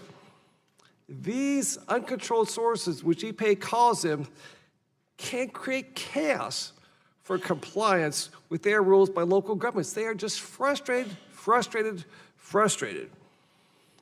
Our president recently asked you to respond faster to states' petitions for relief under exceptional events and international emissions provisions of the Clean Air Act. For 8 years, those were never used before. Now you have a great weapon to help us out. How will you comply with this new request from the president? You get us to make progress through efforts to make sure that actually exceptional events, international emissions are complied with and taken into account with Clean Air Act issues? Congressman, thanks for the question. It's a very important question. And I think with exceptional events, I think there's probably more latitude we have. But you mentioned something else that I think is extremely important, and that's the international transport, air transport of pollution and ozone. We have non-attainment areas all over this country that are being caused by what's occurring in Asia. There's been much effort, much work done by industry and states and citizens across the country to lower emissions with ozone, and we've made tremendous success. But some of the problems we have are caused by others, as you've indicated, particularly in the international arena. So we need to find answers there. It may be something we need to come back to Congress and ask for your assistance to address on that particular front. Exceptional events, I think, are a little bit different. I think it's more factually driven than the other issue. But nonetheless, it's a very important issue that we need to address. One final question, very briefly. We've heard over and over about burdens placed on states from regulation after regulation after regulation. Last administration would save the same life 3 times with 3 different laws, different regulations. That puts a huge bind just on local governments and local people trying to comply with the federal laws. Do you have the resources you need in the Office of Air and Radiation to issue guidance to make sure, working with states, that we count one life and make these things actually viable? Well, I mean, as I came into this position, we had 700 state implementation plans, SIPs, where states had invested money and resources to actually provide a plan on how to improve air quality, and they were sitting on a shelf. We've moved on 350 of those. I mentioned that in my opening statement. But we need to focus on those priorities, partnering with states. And the first place to start is to work with them on those state implementation plans. Gentleman's time's expired. Chair recognizes the gentlelady from Colorado, Ms. Duguette, for 5 minutes. Thank you, Mr. Chairman. Administrator Pruitt, when you were in front of this committee in December, we discussed the installation of a soundproof privacy booth in the administrator's office, or the SCIF, at a cost of over $40,000. At that time, you told me that your view was the expenditure was appropriate, despite the fact there were two other SCIFs at the EPA. Is that correct? This is actually not a SCIF. Okay, well, whatever it is, the soundproof booth, you expressed your view that it was appropriate, correct? Yes or no? I didn't express that $43,000 Yes or no? was appropriate. Okay, you're not going to answer my question. Did you know at that time that this expenditure violated Section 710 of the Financial Services and General Government Appropriations Act and the Anti-Deficiency Act? Yes or no, sir? It's actually the opinion of the Office of General Counsel at the agency that So that's you're not going the to case. answer that question to either. Do you know whether any one of your staff knew that that expenditure violated these two laws? Yes or no, sir? The OGC, again, has indicated that their opinion is it's not a violation. So you're not going to answer that question. If we can please give the witness a copy of the April 16th, 2018 letter. Are you familiar with that letter from the GAO, Mr. Administrator? Yes or no? I'm familiar with the GAO's decision, yes. Thank you. And in that decision, The gentlelady, suspend for a minute. We'll go on time. Can we see a copy of that? certainly, I'd be happy to present with and ask unanimous consent that it be placed in the record. After we look at it, we probably will. And while we're waiting, I think we're ready to accept that other letter that you asked to be submitted without objection, so ordered. Gentlelady may continue. Thank you very much, Mr. Chairman. Now, the conclusion of this was that these two laws were violated. Is that correct? Their conclusion is that those statutory requirements were not followed by the agency. Yes. Now, did you know about that at the time? I did not. Did your staff know about that at the time? About what, Congresswoman? About these two laws that were supposed to be complied with before the expenditure happened. Yes or no? As I indicated, the Office of General Counsel, career individuals at the No, agency I'm sorry. You advised- can't filibuster, sir. Did you know, or did your staff I'm not know? filibustering, Congresswoman. I'm trying to answer your question. Okay. Well, let me ask you this. The EPA has the ability to impose penalties for this illegal activity. Will you or your staff be subject to these penalties, yes or no? We are investigating this internally with appropriate individuals, both here as well as So the you don't know. Inspector General. All right. My next question, sir, is would you agree that public officials should be held to the highest standards of ethical conduct? I believe that, yes. Yes. Now, in that vein, I want to ask you about two troubling financial housing transactions that you've been involved with as a state then a federal elected official. In 2003, you were an Oklahoma state senator with a state salary of $38,400, correct? And also an attorney with a law practice. Correct? And also an attorney with a law practice. Okay. Now, you lived in a second home near the state capitol purchased by a shell company, Capitol House LLC, from a lobbyist, Marsha Lindsay, correct? It was not a shell company, Okay, but it was an LLC, Capitol House, correct? which is normally how you buy real estate in Oklahoma. Yes or no would work. I'm seeking to answer your question, Congressman. Okay. Now, what was your financial investment in Capitol House LLC? It was 1/6 of the purchase price, as I recall. And so what, do you remember the amount? I do not. I did not So negotiate you the actually purchase put price. that nor did I- amount, you actually put that amount into the LLC, is that right? That was the portion that I was responsible for, And yes. did you actually pay that amount into the LLC? I did. Thank you. Now, it's been reported that another lawmaker rented a room in that home and paid rent to you, although you never listed your share in the shell company or that rent on your financial disclosures. Is that correct? I don't ever recall that. Okay. Was that rental income distributed among the owners of the shell company in the proportion that you contributed to the company? K-1s were issued to each of the individual members. Those were reported as income through our tax filings, and so all income Did you was pay reported. taxes on that income? We did. Can we get that information, sir? I can Did you provide you the personally K-1. pay taxes on your income from that rental? I can provide you the K-1. That'd be great. Did you pay taxes on that income? As I indicated, I received a K-1 and made I that know part of you our filing. received a K-1. Did you pay taxes on that income? That was provided to my accountant in our filing. So you're not going to answer that question either? I'm answering the question, Congressman. Yeah, okay. Did you pay taxes on the income that you got for your share? Congressman, as you know, you provide information to your accountant, they determine what you pay. So you're not going to answer that question. Now, I have some other questions about your DC condo, but I'm out of time. And I just want to say to my colleagues on the other side of the aisle, and also to you, I'm not doing this to hassle you. I'm doing this because as elected officials and appointed officials, we have the public trust. Everything we do has to be to the highest ethical standard, as you just agreed with me. And when we have these transactions, it brings disrespect on us as public officials. gentlelady's time and as the job we has do. So I'm just expired. going to continue this, and I would hope you would be forthcoming with this committee. Gentlelady's time has expired. That under unanimous consent request will be respected, and we'll put your letter, the GAO letter, into the record. The chair now recognizes the gentleman from Ohio, Mr. Johnson, for 5 minutes. Mr. Chairman, I served for 26 and a half years in the United States Air Force. And I do believe that public officials have a standard of conduct that should be beyond reproach. But so should members of Congress. And I think it's shameful today that this hearing has turned into a personal attack hearing and a shameful attempt to denigrate the work that's being done at the EPA and with this administration, and make this a personal attack rather than focus on what we're here to talk about, which is the budget and the functioning and the policy work being done at the EPA. So I'm going to try to redirect my questioning to you, Mr. Pruitt. Under the provision under the previous administration, the EPA put severe squeezes on job opportunities and businesses in eastern and southeastern Ohio, which, by the way, we didn't make personal attacks when that happened. We talked about policy at the time.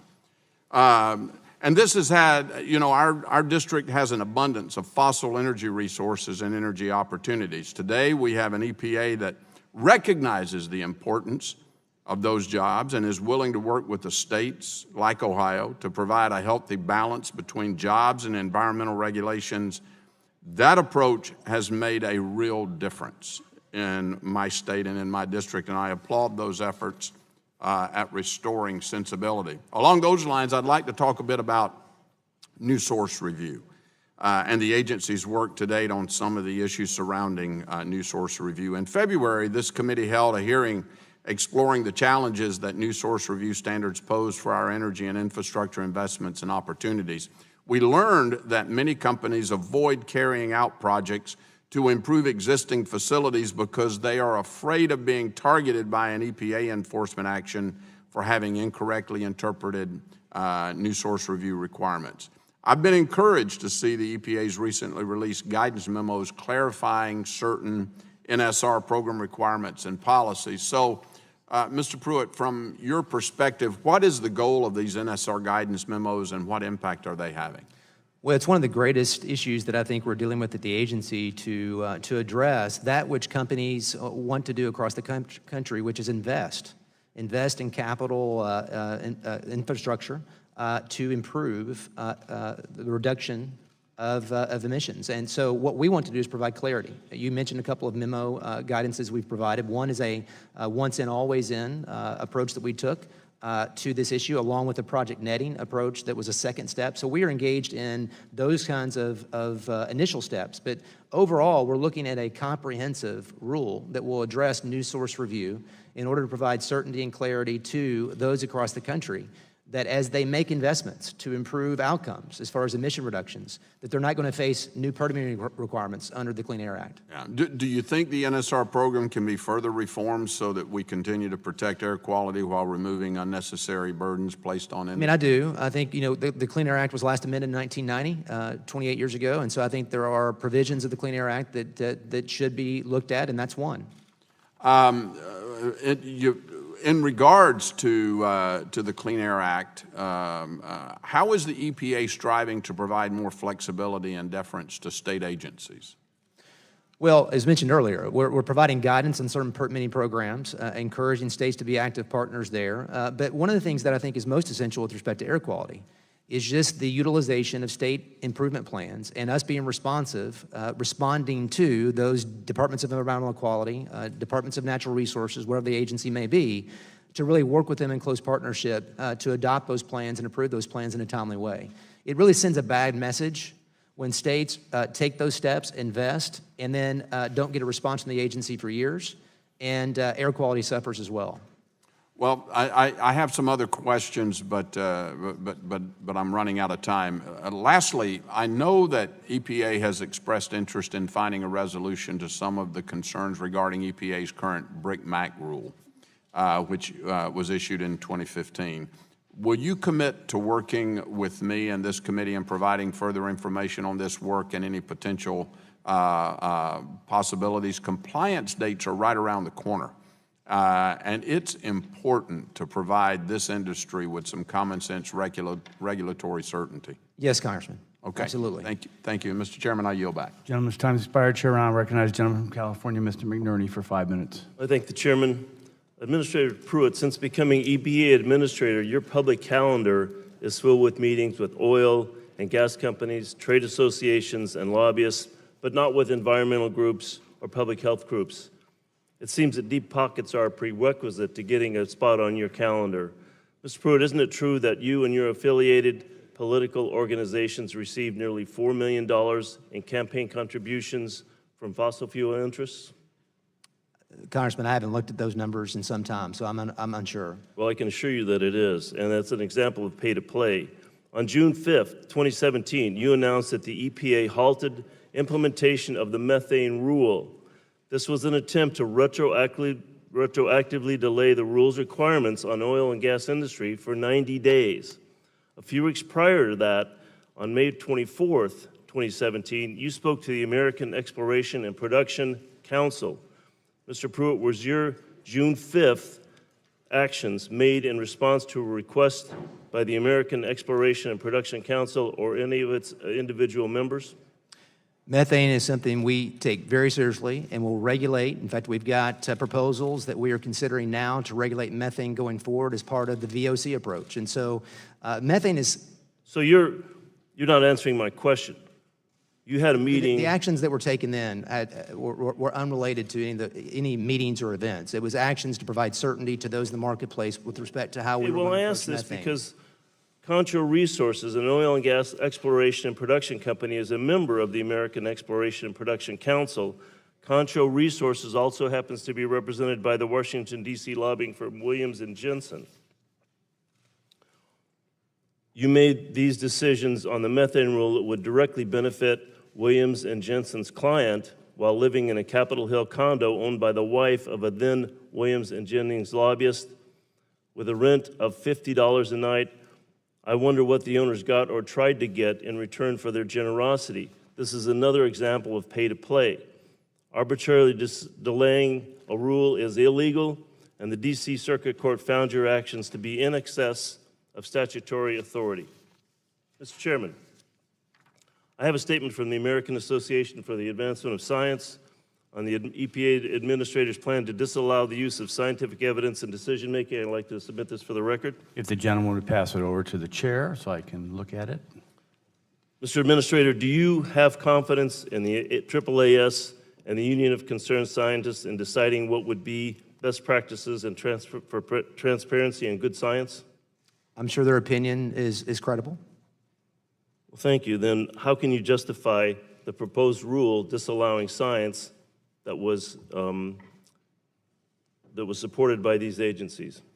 Well, the actions that we take at the agency are different than their responsibilities. We actually issue rules of general applicability that apply to people all over the country, and we need to ensure that the science that we use that underpins those rules actually science show which disagrees with professional data, scientists and conclusions that are practicing professional scientists. Mr. Pruitt, by reducing the CAFE standards, you will both allow more pollution on American streets and make U.S. cars less competitive with overseas manufacturers. Yes or no, did the $4 million that you received from the oil and gas industry influence your decision? The decision we made on midterm evaluation was a decision based upon the record. Administrator Pruitt, I find it very disturbing that you appear to personally benefit from many of your decisions and actions that will ultimately harm the people of this country, especially people who have little or no ability to defend themselves. Mr. Chairman, I yield back. Gentleman yields back his time. Chair recognizes the gentleman from Texas, Mr. Texas. Flores. We got a lot of Texans here for 5 minutes. That's right. Administrator Pruitt, thank you for joining us today. Let me start by echoing Chairman Shimka's comments regarding the renewable fuel standard. While I'm pleased that the agency is beginning to look at its authorities after 2022, I'd like to respectfully remind the EPA that its administrative actions prior to that time are limited by statute. Accordingly, I request that the agency work with Congress, particularly Chairman Shimkus, Mr. Welch, and me, as we try to develop interim and long-term solutions, fuel solutions that are good for the environment, good for auto mileage, good for the American consumers, good for the agricultural and ethanol interest, and really good for all impacted stakeholders. A few minutes ago, Mr. Ruiz was trying to defend the EPA's practice under the prior administration of using hidden science to develop policy solutions, and you weren't given a chance to regard your efforts to open that process up and become more transparent with scientific studies. Can you spend about 30 seconds describing what you're trying to do to make science inside the EPA more transparent, especially because it's paid for by the American taxpayer? It seems to me that it's common sense that as we do rulemaking at the agency, when we base it upon a record, scientific conclusions, that we should be able to see the data and methodology that actually cause those conclusions. Right. That just makes common sense to me. That's the only change we're making. And it so seems any like third-party study, we're agnostic about who actually adopts the study. We're just simply saying to all third-party science, they need to have methodology, data, and findings packaged together so that we can make informed decision about the efficacy of their scientific findings. Okay, so I think you and I both agree that the American people deserve to see that science. It shouldn't be hidden as it was hidden in the prior administration. So thank you for your efforts to make that science more transparent. Now to my questions. As the American people are well aware, under the EPA under the Obama administration abused the environmental regulatory process by ignoring congressional statutes and by circumventing the U.S. Constitution. Fortunately, the federal court system stepped in to protect American families from this abuse of the rule of law. In this regard, I have the following questions. One, I'll go through the questions first, and y'all can respond supplementally if you'd like to. Can you provide this committee with a list of those overreaching and overturned regulations that were overturned by the court systems? Can you provide this committee with the economic cost of those overturned regulations? And can you also inform the committee about EPA's actions, if any, to modify those regulations, those overreaching regulations to conform with the rule of law? Yes, on all fronts. Okay, and I'd ask you to do it supplementally in the interest of time. Thank you, Mr. Chairman. I yield back the balance of my time. Gentleman yields back his time. The chair now recognizes the gentlelady from Michigan, Ms. Dingell, for 5 minutes. Thank you, Mr. Chairman. Administrator Pruitt, yesterday I sent you a letter on EPA's January 25th, 2018 guidance to reverse the long-standing once in, always in policy for major sources of hazardous air pollutants. This document rolls back one of the bedrock safeguards to limit toxic air pollution from factories and industrial operations. The Clean Air Act requires EPA to control hazardous air pollutants to protect public health. These pollutants are the worst of the worst, and they include many that cause cancer in children, like mercury, arsenic, and lead. The law focuses on limiting these pollutions from industrial sources by requiring them to control their emissions using the Maximum Achievable Control Technology, or MACT. The once in, always in policy ensured that polluters continued to clean up their act and didn't backslide on their progress. But in the January 25th guidance, you punched a huge giant loophole in these critical public health protections, essentially allowing sources to increase their toxic air emissions with no consequences. At a Senate hearing in January, you were asked about the new once in, always in guidance and indicated that, quote, it was a decision made outside of the Air Program Office. It was a policy office decision, unquote. At the time, you didn't seem aware of the details, and that happens when you've got a lot of stuff. But I'm hoping now that you've had more time to familiarize yourself, and I'd like to ask you some questions. It's not clear whether EPA has any idea how many sources might increase their emissions of hazardous air pollutants as a result of this policy change, and I would like to ask you some yes or no questions. Yes or no? Did EPA determine which sources and how many would be covered by this policy change before releasing the January 25th guidance?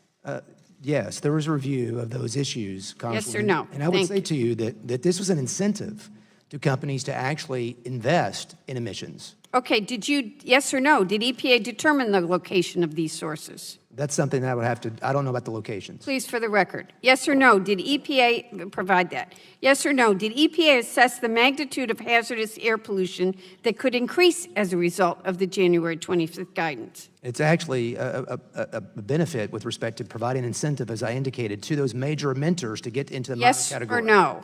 So I understand that they looked at that, yes. Has EPA initiated or completed any of the previously mentioned analysis since the release of January 25th guidance? The work that was done was in support of the guidance that was issued. It is also not clear whether EPA has looked at the potential health effects of this decision. Yes or no, did EPA conduct an analysis of the health effects, including the potential increased risk of cancer, of this decision before releasing the January 25th guidance memo? That's something we'll have to provide and verify. Yes or no, did EPA conduct an analysis of the potential health effects of this policy on children, babies, or pregnant women before releasing the January 25th? That's something we'll have to assess and provide. Yes or no, did EPA conduct an analysis of the potential health effects of this policy on older Americans or those with chronic health problems before releasing the January 25th guidance? And I hate to be redundant, but that's something we'll have to assess and provide. Yes or no, did EPA conduct an analysis of the potential health effects of this policy on minority and low-income communities before releasing the January 25th? I would answer the same way. In the absence of information from EPA, a number of independent groups have taken it upon themselves to analyze the potential toxic impacts this policy would have on communities near and downwind from major sources. They found that the chemical industry stands to benefit substantially from this loophole. Have you met with any industry representatives who requested the repeal of this once-in, always-in policy? Again, this was a decision to provide incentive to companies to invest to lower emissions. There's no incentives for pollution. I'm going to conclude with one different subject because this is very important to me. You recently concluded the midterm evaluation of fuel economy standards for model years 2022 to 25. It is my deep belief that the auto companies, their workers, and the consumer have benefited from having one national program for fuel economy, and that it's critical to preserve that moving forward. The importance of these standards, besides saving energy, reducing emissions, is the certainty that businesses need. I'm deeply worried about reports that California doesn't matter to you. Gentlelady's time is expiring. All right, I just want to say it's my hope that we can have one national program moving forward. If you do, we work on it together, everybody wins. Gentlelady's time's expired. We Want to don't, make the sure we're going to nation accept for submission into record the statement from the American Association for Advancement of Sciences. Just for our colleagues, note the chief executive officer is a guy named Rush Holt, who you'll all remember. So, Chair now recognizes the gentleman from North Carolina, Mr. Hudson, for 5 minutes. Thank you, Mr. Chairman, and thank you, Administrator Pruitt, for being here today. I have two areas of questions I want to jump into with you. The first relates to the chemical Gen X and the Cape Fear River back home in North Carolina. In your testimony, you highlighted the importance of safe drinking water and the EPA's efforts to proactively protect source water, as well as address contamination concerns. As I'm sure you're aware, my state of North Carolina is facing growing concerns over the emerging contaminant Gen X. I've engaged with you on this issue several times in the past. My concern is that we have a chemical that is spreading that we simply do not know enough about. I'm worried that on the EPA's website you state that a management plan for PFAS, the related family of chemicals, won't be developed until the fall of 2018. 2 days ago I received a letter from the Office of Water addressing some but not all of our questions that I've asked about Gen X. I understand EPA has posted comprehensive scientific literature related to Gen X on its website. But EPA is also developing human health toxicity information on Gen X to aid states and localities in setting or refining public health goals. I would just ask, sir, what information is EPA seeking that the literature it has does not already provide, and when will the results of the EPA's information development be available to the public? Yeah, very important issue, and I have talked to the governor there in North Carolina, and it's something that I'm aware of the issues in North Carolina. We will have a toxicity review by the summer. With respect to Gen X. And as you know, this is an iteration beyond PFOA and PFOS. Gen X was a successive, chemical. I'm very concerned about its impact, and we are accelerating that tox review, and then we'll look at further steps in the fall. But we've been in communications with North Carolina and the governor particularly about that. Great. Well, I appreciate the attention you've put on this. What were the updates to EPA's risk management of Gen X based upon independent laboratory analysis of compounds found in the Cape Fear River water samples? And what about those findings can you discuss now? With respect to the toxicity review or other studies, Congressman? Well, there were the independent laboratory analysis of the compounds that was done. Yeah, that's part of the work that's being done to support the tox review that will occur this summer, and then there will be additional standards set in the future. But what we're trying to do is work with those states, like North Carolina, that have an imminent concern, and trying to provide them guidance as they adopt state responses as well. Okay.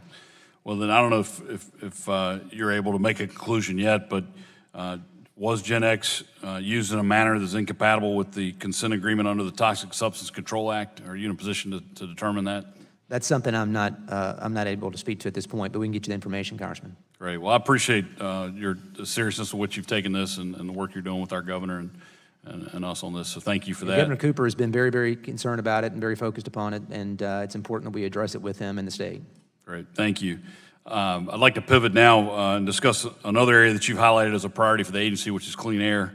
In the 47 years since the enactment of the Clean Air Act, the EPA has never taken an enforcement action against amateur racers who make modifications to vehicles used exclusively on tracks for racing. Do you support this policy? The policy of taking no enforcement? Yes, sir. I think it's wise, yes.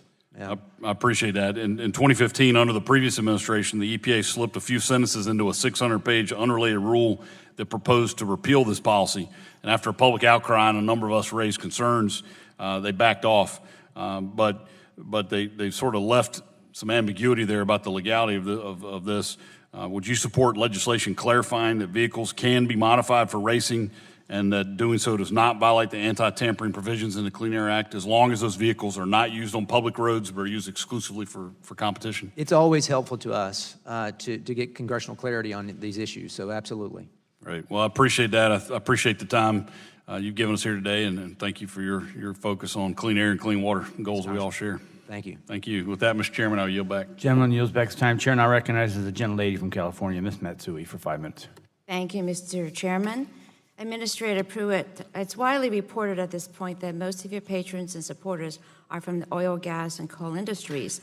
The regulations you've withdrawn, delayed, or weakened, rules on coal ash disposal, water pollution from coal-fired utilities, methane gas emissions from oil and gas operations, air pollution from glider trucks, formaldehyde emission standards, all translate into additional profits for those industries, but negatively impact public health. So it doesn't come much as a surprise that you've determined in the midterm evaluation that the stronger vehicle fuel efficiency standards are too stringent. I strongly disagree with this determination.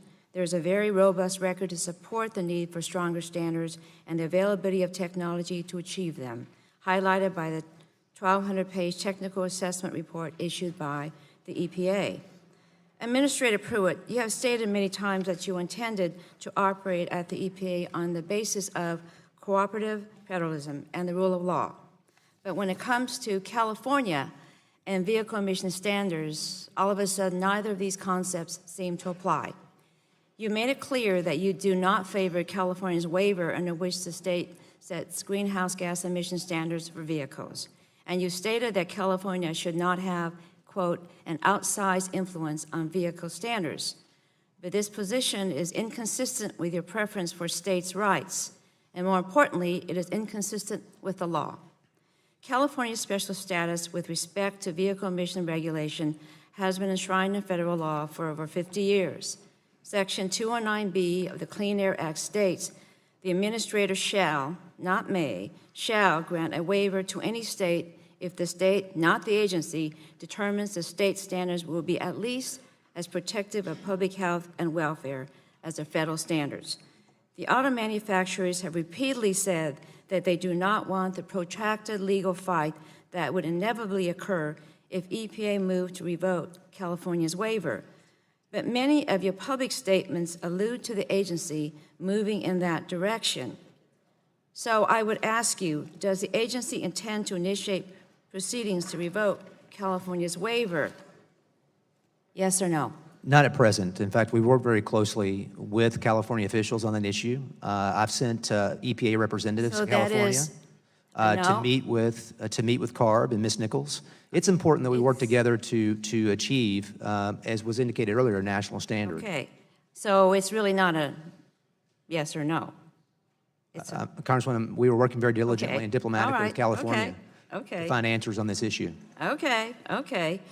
Well, I believe your answer should be a no, because you said you want a national program, and you won't get this without California's agreement.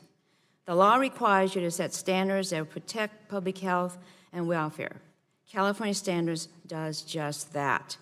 California agreed to a national program and enter into an agreement to accomplish that goal. If you challenge the waiver or significantly weaken the standards, you're not following the rule of law. If you are in fact doing what you're appointed to do, what you said you were going to do, you must uphold the law and set protective standards. So far, you've demonstrated little intention to do that. That is why the entire country needs California's waiver to ensure that public health and the environment are protected even in the face of an administrator who cares maybe more about repaying special interests than about safeguarding the public's interests. Now, Administrator Pruitt, I believe to a question that you answered from Ms. Blackburn. Earlier you said the EPA has data supporting your decision to revise emission standards for light-duty vehicles. Will you commit to providing that data to both sides of the committee by the end of the day? And that's a yes or no. We actually have two responsibilities under this process. One is a midterm evaluation and then proposed rulemaking that will occur. And so we will provide the data to you Would you at the end of the that day? gave rise to the midterm evaluation. Will you provide us at the end of the day, the data you I'll have? instruct our team to get that together and get that to you as soon as possible. End of the day. Yes. I'll instruct my team to gather that and get that to you as soon as possible. As soon as possible, hopefully within a week then? Well, we'll get it to you as soon as possible, Congresswoman. Okay, I'll hold you to that, It's my intent okay? to do so, yes. I'll hold you to that. Okay. Thank you, and I yield back. Generally yields back time. The chair now recognizes the gentleman from North Dakota, Mr. Kramer, for 5 minutes. Thank you, Mr. Chairman. Thank you, Mr. Administrator, for lots of things. First of all, for being here. And once again, I never cease to be impressed with the incredible depth of knowledge you have on the details of so many things. It seems to me, however, the more details you know, the more some people demand, and they expect you to know everything. And I have to say, in my years, both on this committee and previous committees, I've never had a cabinet official that knew as much about the policies that your agency is implementing as you have with yours. So thank you for that. I also want to thank you for your incredible, not just understanding of, but commitment to cooperative federalism. It is something that has been lost in previous administrations, including by some of your critics that were predecessors to you. And the restoration of it is no small matter. And I want you to know on behalf of the people of North Dakota how very much we appreciate your approval of our state's application for primacy over Class 6 wells, which is our CO2 wells. So I think it's a clear demonstration of the policy. I'm also, I have to say, I'm somewhat struck by some of the accusations that have come at you today. For example, you were accused of picking winners and losers with your policies. And I just have to ask, isn't the Clean Power Plan at its very core the picking of winners and losers by trying to regulate electric generation outside of the fence line? I mean, isn't that a picking of winners and losers? Well, I mean, the agency, in response to that, Congressman, actually defined a best system of emission reduction under the statute is being able to coerce decisions being made at the local level on how you generate electricity. So I think by definition, that was almost picking winners and losers. You've also been accused of hypocrisy. You've been accused of a lack of transparency by people who in the same breath are defending secret science as a means of carrying out their political philosophy, all the while accusing you of being the ideologue in the room. The irony is rich beyond rich with me. And I think if I may for a second, Please. I think what's important with respect to the scientific transparency, it doesn't apply to only certain studies. It applies to all third-party studies of every type. I mean, many members on this committee, I'm sure, would be very concerned that if API went out and did a study, didn't provide the methodology, didn't provide the data, provided conclusions to the EPA, and then the EPA acted on rulemaking with respect to methane or other issues, there would be tremendous concerns about that. So it applies to all third-party science, irrespective of the source. It just simply says data, methodology, conclusions matter, and the American people need to be able to consume that. Well, it seems to me, and I appreciated the inquiry earlier, and maybe you could elaborate a little bit on how personal data can be protected and is protected. Nobody's asking for the names of every victim of every of every pollution source that's ever happened in the world or that's been sourced in any study. They're not asking for personal data. We're asking simply for the science to be revealed. I mean, you can protect personal data, right? Both the personal data, Congressman, as well as confidential business information. Both CBI and personal information can be redacted and can be addressed and still serve the purposes of the proposed rule. I have to say, I think, though, of all of the accusations today, it was interesting after about 4 minutes of defending the swamp, one of their leaders said, "So much for draining the swamp." Mr. Administrator, I think the greatest sin that you've committed, if any, is that you've actually done what President Trump ran on, what he won on, and what he's commissioned you to do in finding some balance in both carrying out the mission of environmental protection while at the same time looking out for our economy and jobs creation. And I just, again, for the people of North Dakota, appreciate that so much. In my remaining minute, if you take some time to just elaborate even a little bit more on the new source review issue, because you know, in North Dakota, we have a number of existing plants that are finding it very difficult to even meet the spirit of the intent, if you will, of new source review. And I think it just seems to be working against itself. I mean, I think for the American people, as we talk about, I mean, what new source review is when you have a company that wants to invest sometimes hundreds of millions of dollars in their facilities to reduce pollution. They refuse to do so because if they invest too much, it's considered a major modification to the facility, which then requires what? Additional permitting responsibilities, which they may not get. So dealing with new source review is something that is very, very important to actually incentivize companies and reward companies who want to invest in better outcomes. It was talked about earlier with respect to once in, always in. That effectively is what that is, because under the category you have major emitters and minor emitters. And what we said is that as you are a major emitter and you invest and you actually reduce your pollution down to minor levels, you can actually be rewarded for that and actually, I think, incentivized to do that. Gentlemen, this time's expired. Chair recognizes the gentleman from California, Mr. Cardenas, for 5 minutes.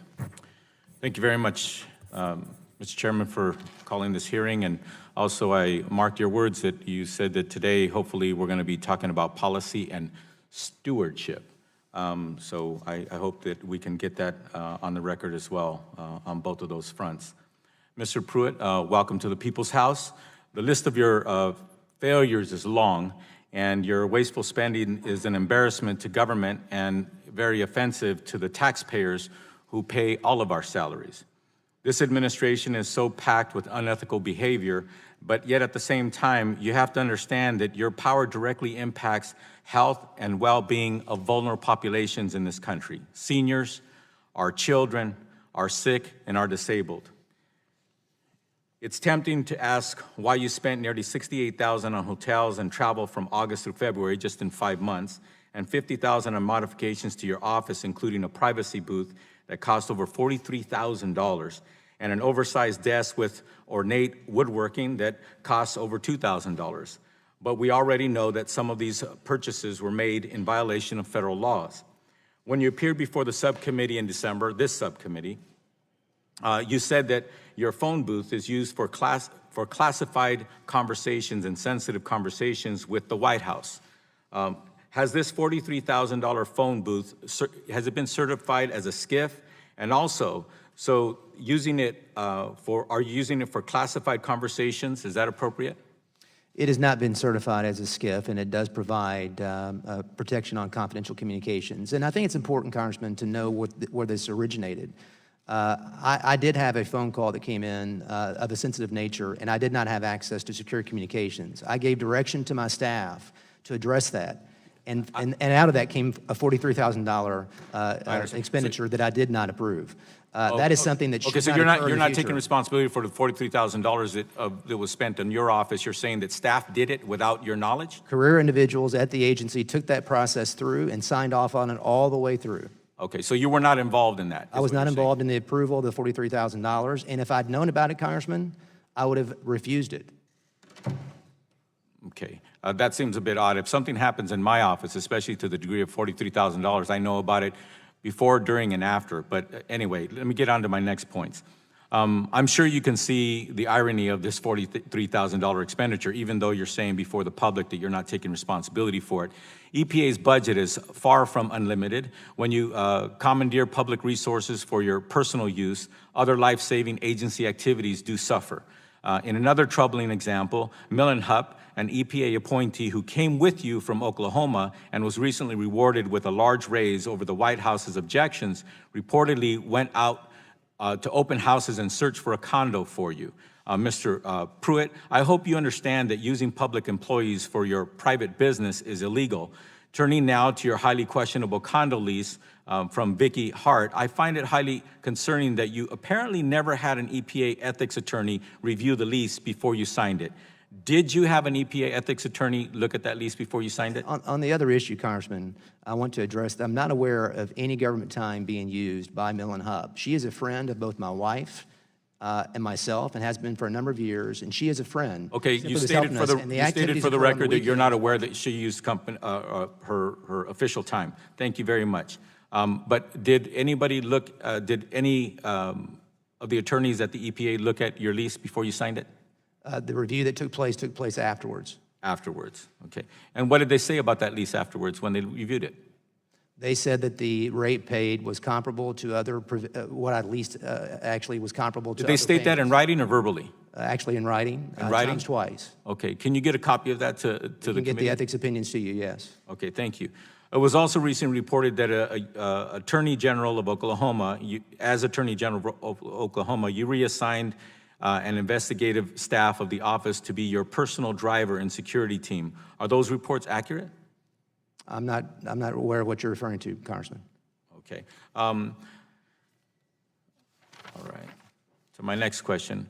In an apparent attempt to rebut reports, your agency published data in February claiming a large increase in penalties against polluters, but that data included the penalties assessed by the Obama administration. In fact, 90% of those numbers that you reported were actually assessed by the previous administration. Did you intentionally claim credit for the enforcement actions taken by the Obama administration to obscure your weak record on enforcement? Yes or no? In fact, the Obama administration cut agents at that office. We've increased the number of agents in that office. Thank you. On my Gentleman's time, time's expired. I just want to show you a picture of the Chair recognizes Los the gentleman Angeles from that I grew up in, Michigan. and that's the Gentleman- blue picture here. Chairman, the gentleman will suspend. His time is expired. The chair will recognize the gentleman from Michigan for 5 minutes. I thank the chairman, I yield. and I would thank the administrator for being here. I appreciate you taking the time to do this. It's important for us as we work in a relationship, a constitutional relationship, that we have time with you. So thank you for being here, and thank you for your policy efforts as you perform your functions. Minister Pruitt, last time you were before this committee, you told me that, and I quote, the Great Lakes Restoration Initiative is something that we should work together to make sure is achieving good outcomes. And I think it has, and we will continue that discussion as we head into 2018. I appreciate those words, but we've seen a lack of support for the GLRI. Again, in this FY19 budget request, the GLRI was funded at $30 million by this administration. Obviously, I was and am not okay with that level of funding, and worked with my colleagues on both sides of the aisle in the Great Lakes Caucus, an effort to restore full funding, which we did for that. And I certainly would love to stand on the banks of one of the Great Lakes in my district, Lake Erie, with you, and just have an opportunity to discuss further what is so important about 20% of the world's freshwater resources being there in the Great Lakes, and what a job we've attempted to do as Great Lakes states to make that work for us. Do you believe that $30 million is adequate funding for such a critical program? Well, I commend what Congress has done to address that. I think Congress restored that level to $300 million, I think, with the omnibus, and I remain personally and as Administrator of the EPA committed to you. Will you make a request to the administration to work with us on that? I will continue to do that, Congressman. I'd appreciate that, because it's important, and I think, again, it's something that we want to, in the Great Lakes region, take care of that resource as good stewards, and I believe you do as well. Well, the challenges there, the invasive species we know is an issue. We want to do all that we can. I was actually in Region 5 earlier this week, and obviously they're very focused on those efforts as well.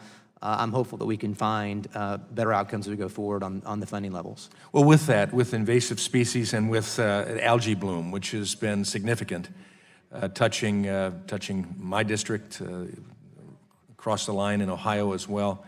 When we discussed last time, you mentioned that there would be an interest. Let me find. You said it's something that we ought to do going forward, and ensure that there's a partnership like that with, and specifically referring to agriculture and interior. Have you had an opportunity to talk with Sonny Perdue or Ryan Zinke about this issue of algae bloom and how to address it in the Great Lakes?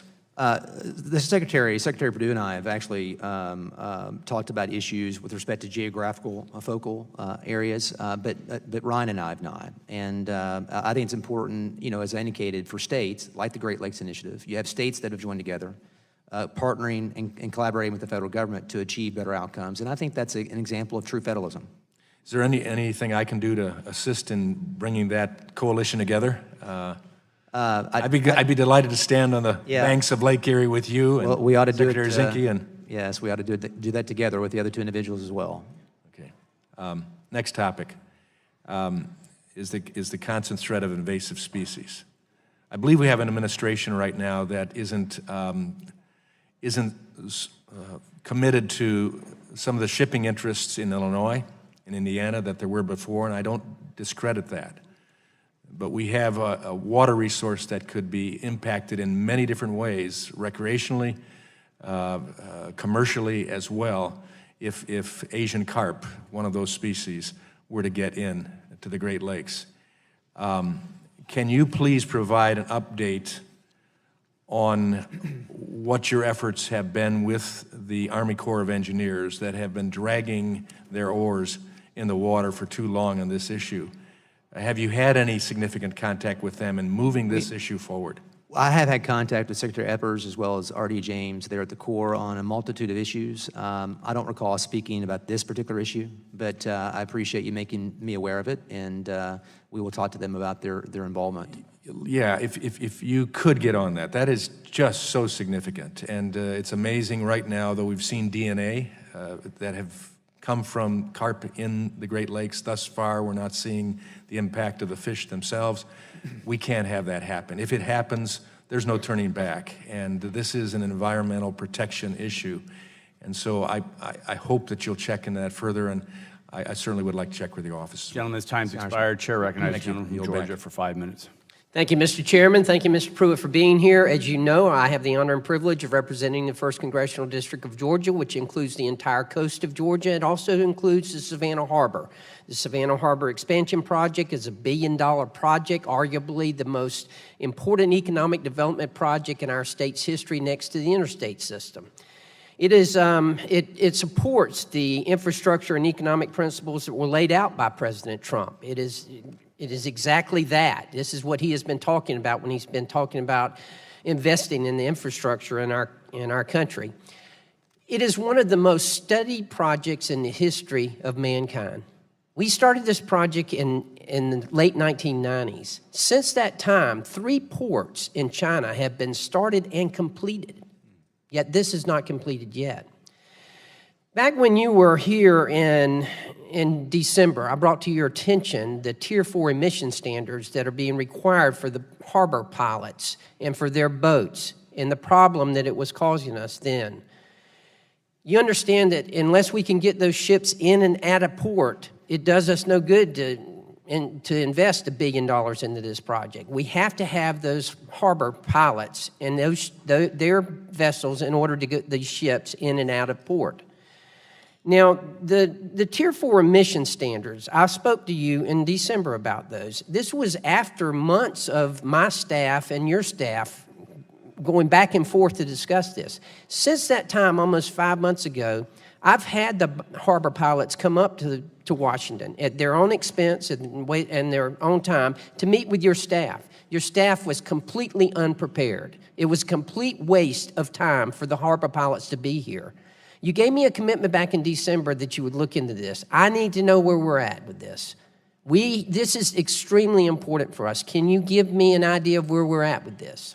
First, Congressman, my apologies to you and your constituents if we weren't responsive, and that's the first I've heard of that, and I will check on that very issue. My apologies there. Secondly, as I shared with you recently, we are actually sending representatives, I think, to California to meet with the architect on the construction of the vessels to determine whether there's a way to When will they be going to California? I think this month. I think it's happening this month, April? May, I'm sorry. May. It's happening in May. So next month. Yes. Can I have a commitment that we're going to get this fixed? Are you personally involved in this? Are you personally looking into this? I am now. You are now, as of today. But you told me you were in December. Yeah. Now you're telling me today. I want to believe you. Yeah. So my communications to the team in December were to take steps, and apparently that's not been done. That has not been done. So I will be personally engaged on this going forward. I certainly hope so, because, look, I want to help you, okay? Because I want you to help me. This is extremely important. This is, as I said before, the largest economic development project in the state of Georgia since the interstate system. We've got to have this done. If we don't have the bar pilots, if they don't have the vessels, and the manufacturer's telling us that they cannot meet the Tier 4 emission standards and build these vessels that they need. I think it's also a competitive situation with other regulations outside of our agency that are causing a certain type of vessel along with the engine. So there is work to be done. I just need a commitment. Can I have a commitment from you that this will be resolved in 30 days? You have a commitment for me to get engaged on this issue with our Air Office to find answers. Can I have a commitment from you that you will get this resolved as soon as you can? I will find answers to this within 30 days. Okay, I can't stress to you how important this is. Also, the Tier 4 emission standards are causing problems with generators. They're not able to build the large 1 megawatt generators. And keep in mind now, I said I represent the entire coast of Georgia. We have hurricanes in Georgia. Therefore, we need generators. In fact, in one 11-month period, we had 2 hurricanes. They cannot make these. Will you commit to reviewing the Tier 4 standards to see if they're practical and if they're rational? Yes, I will engage in conversations around this issue with our office to see what the options are. The last thing I want to ask you about is biobutanol. It's my understanding that you have a comment. I'm sorry? About what, I'm sorry? Biobutanol. Okay. This is one of the biofuels that is an alternative fuel. And it's my understanding that you have a comment period that's about to end at the end of April. Is that correct? I can verify that. Okay, well, please verify that, because as you know, the ethanol additives cause a lot of deterioration to marine engines. Biobutanol, as I understand it, is much better, much more compatible for marine engines, and we need that to come to market. When this comment period is up, I hope that you will act on it. Is that a new pathway for advanced categories under the RFS? Is that what you're referring to? Yes. Okay. Gentleman's time's expired. Thank you, Mr. Chair Chairman. recognizes the gentleman from Mississippi for 5 minutes. Mr. Harper. Thank you, Mr. Chairman. Administrator Pruitt, welcome. It appears that it's become a political blood sport to try to destroy anybody associated with the Trump administration. And I want to say thank you for what your agency's done and the attention that they've given to the new source performance standards for residential wood heaters. That was very helpful to some employers that were in real danger of not being able to meet a particular deadline. I appreciate the work that your agency's done on that. And I also want to ask you a few questions, and I need to ask you about a series of media reports that I found particularly concerning. According to these reports, at least 5 EPA officials have been reassigned, demoted, or requested to switch jobs because they raised concerns about your spending and management of the agencies. You know, you've already testified this morning that these actions were based on other reasons, but even the implication of retaliation can have an impact on the morale of EPA employees. Will you explain these allegations and tell us what steps EPA takes to investigate allegations brought forward by EPA employees? First, there's no truth to the assertion that decisions have been made about reassignment or otherwise as far as employment status based upon the things that you reference. I'm not aware of that ever happening, and it's something I want to make very, very clear. The individuals, I don't know to whom you reference across the board, but the folks that I am aware of, 2 of those individuals are SES individuals that are serving in other capacities. They are actually still employees of the agency. So I think that's important to note, but I just want to emphasize very, very clearly to you that there's no actions that we have taken that I'm aware of related in any way to the issues you raise as far as reassignment or employment action based upon that. Can you assure me and the employees of the EPA that all whistleblower complaints are taken seriously at EPA and that you'll make your best efforts to ensure that whistleblowers are protected from any kind of retaliation? Absolutely, and I think that's how we get better. I think that's how we improve outcomes and processes, and this is not one of those situations, Congressman, in this situation, but absolutely, prospectively, that is something I can commit to you and will commit to you. You know, I've had some of my constituents raise an issue regarding oil spill response training. And I'm told that the funding for certain training courses for federal and local responders involved in inland oil spill prevention and cleanup have been eliminated, and that the EPA environmental response team is no longer able to consistently make these courses available. With an increase in oil production across the country, there remains a need for oil spill response training for local, state, and federal responders. Would you be willing to commit to looking into whether funding can and will be made available for what we believe is very important training? Yes, Congressman, I agree with that. Over the last 6 years, EPA has used its discretion to reduce and perhaps eliminate the effectiveness of the on-site technical assistance appropriated by Congress to small and rural communities in my home state of Mississippi, including terminating funding for my state's 2 full-time EPA funding circuit rider positions. My rural and small communities have told me numerous times, however, that this is the best and most helpful assistance with EPA water standards and unfunded mandates. So to address this problem in 2015, Congress passed and the President signed a version of my bill, the Grassroots Rural and Small Community Water Systems Assistance Act, solely to stop this problem that was caused by EPA and still continues today. So this bill requires EPA to give preference to the technical assistance that small and rural communities find the most beneficial and effective. So on April 11th of 2018, EPA announced the award of technical assistance grants. It was my hope that this announcement would have returned the 2 full-time circuit rider positions funded by EPA to Mississippi and the other states. Yet I'm told that there is less help with EPA mandates to small and rural communities. So did EPA conduct a review of what small communities find is the most beneficial, and will you look into this for possible necessary corrections? Yeah, so those TAG grants are so important, and when you reference small and rural communities, some of our water infrastructure, we think about the dense markets as far as the aged infrastructure across the country, but those rural communities also need tremendous assistance. So those TAG grants are something that should be a focus in that area that you raised, and I will look into the status of that for you. Thank you very much for what you are doing for the country. Gentleman's time expired. Chair recognizes the gentleman from Illinois, Mr. Rush, for 5 minutes. So, Administrator Stewart, I must say, unlike my colleague, no thank you.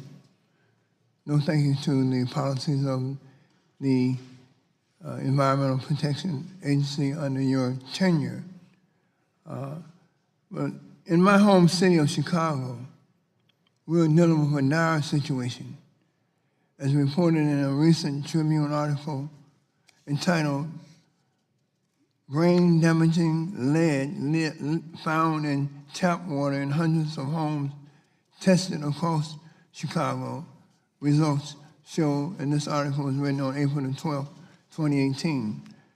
The article went on to state that of the nearly 2,800 homes tested between 2015 and to 2017, close to 70% were found to contain elevated levels of lead. Additionally, 3 of every 10 homes tested contained lead concentration higher than 5 parts per million, the maximum amount allowed in bottled water by the FDA. I understand that EPA is currently considering revisions to the lead and copper rule. This rule was supposed to have been issued last year, but the agency, under your leadership, has repeatedly delayed any action on this. You have also delayed action on the lead renovation, repair, and painting rule for commercial buildings. And your recent proposal on scientific data could block the EPA from considering landmark studies, what you misleadingly have termed, quote, secret science, end of quote. These important studies are critical in identifying potential risks to public health, including those related to lead contamination, cancer as related to smoking, as well as the health impact associated with other dangerous contaminants. I would like to hear from you on how the agency will move to phase out lead in drinking water, such as require replacements of lead service lines, as well as your justification for your attacks on established scientific data. I've also been concerned by some of your public statements expressing a belief that there might be a safe level of lead and suggesting that lead contamination of drinking water is caused by Superfund sites as opposed to lead piping. Mr. Administrator, as you well know, even your own agency has declared that there are no safe levels of lead for consumption. According to the Center for Disease Control and Prevention, even consuming tiny amounts of lead can permanently damage the developing brains of children and contribute to kidney failure, heart disease, and other severe health problems. I also understand that this issue of replacing lead piping will require billions of dollars to remediate this problem on a national level, so I'm curious to hear from you on ways that the EPA might provide financing and other mechanisms to help address this issue. As you know, the administration's FY19 budget proposes $863 million for the drinking water state revolving funds, which is an $81.2 million decrease from the FY17 enacted levels.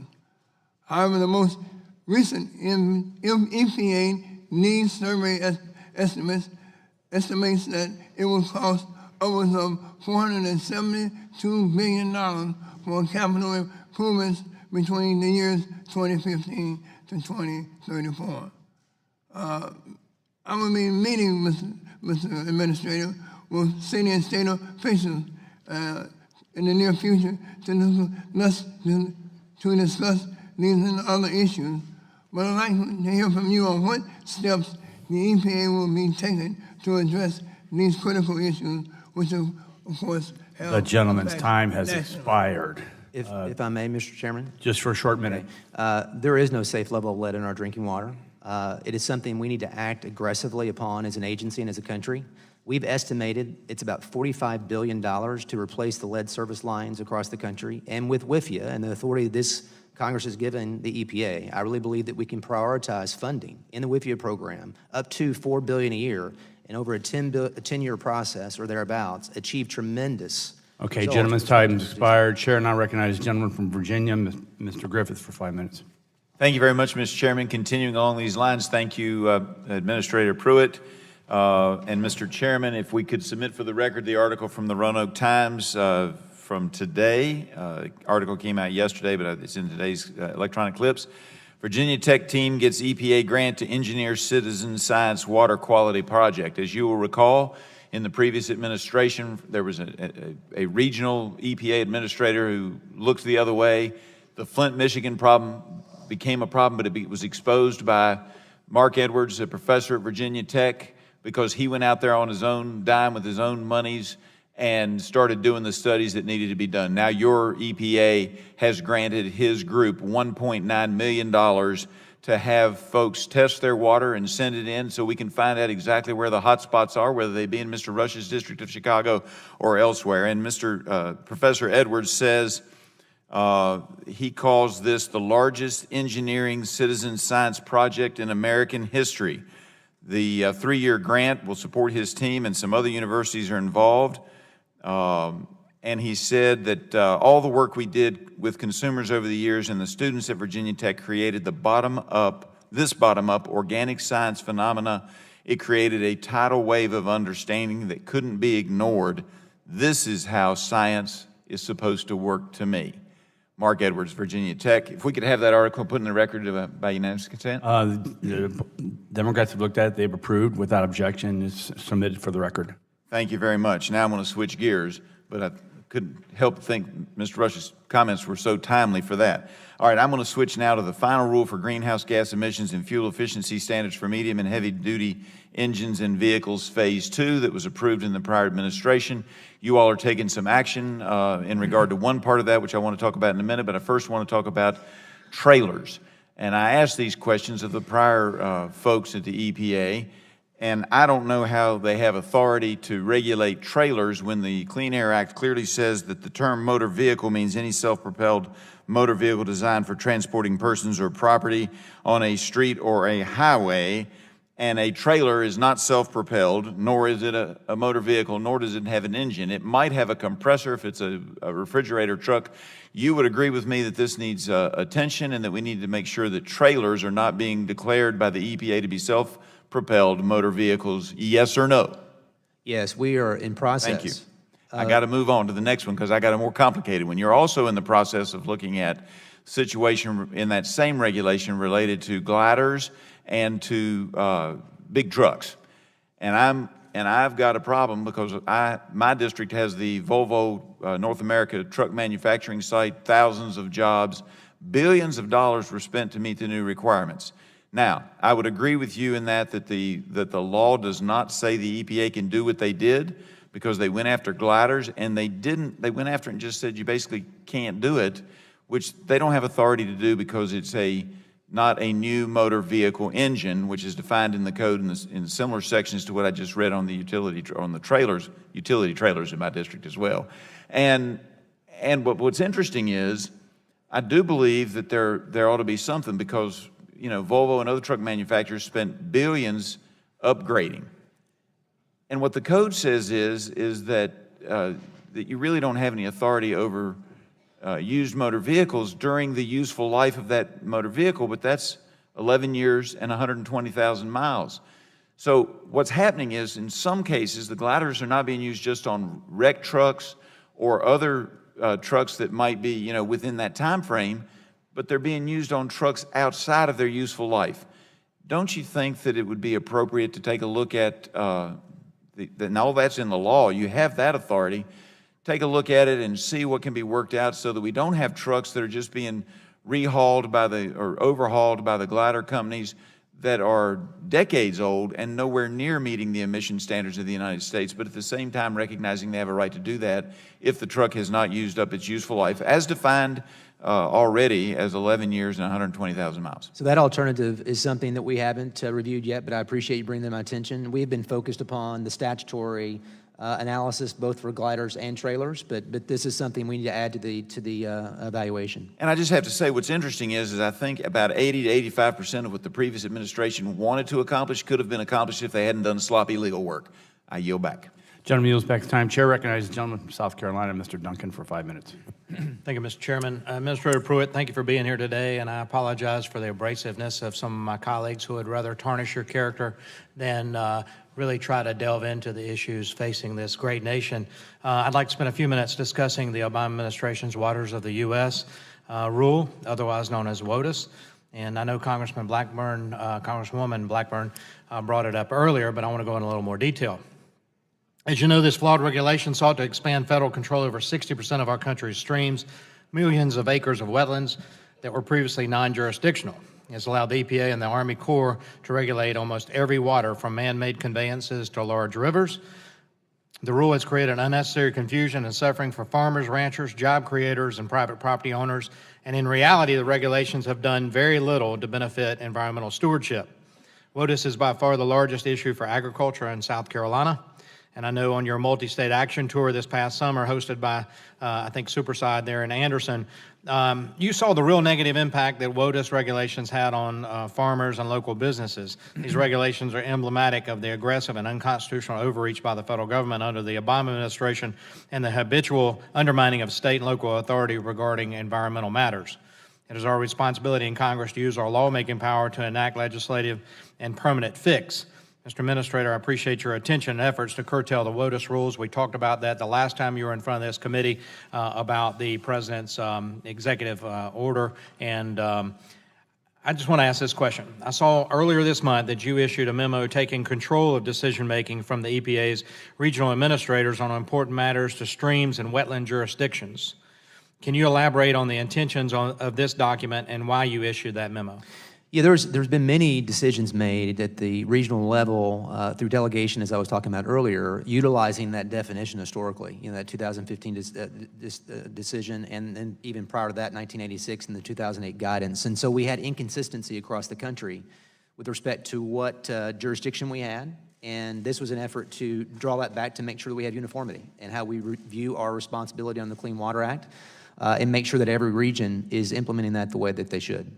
So why is this important in the waters of the U.S.? Well, certainty and clarity around the Waters of the United States rule is terribly important because, you know, if you have landowners across this country guessing about whether the EPA or a Corps of Engineers or any other agency of the federal government has jurisdiction over their decision, meaning that they have to seek a permit, then they don't want to find out years later that they should have got that permit and then face fines each day for those number of years. So clarity, certainty around where federal jurisdiction begins and ends really is at the heart of our efforts this year with respect to the Waters of the United States rule.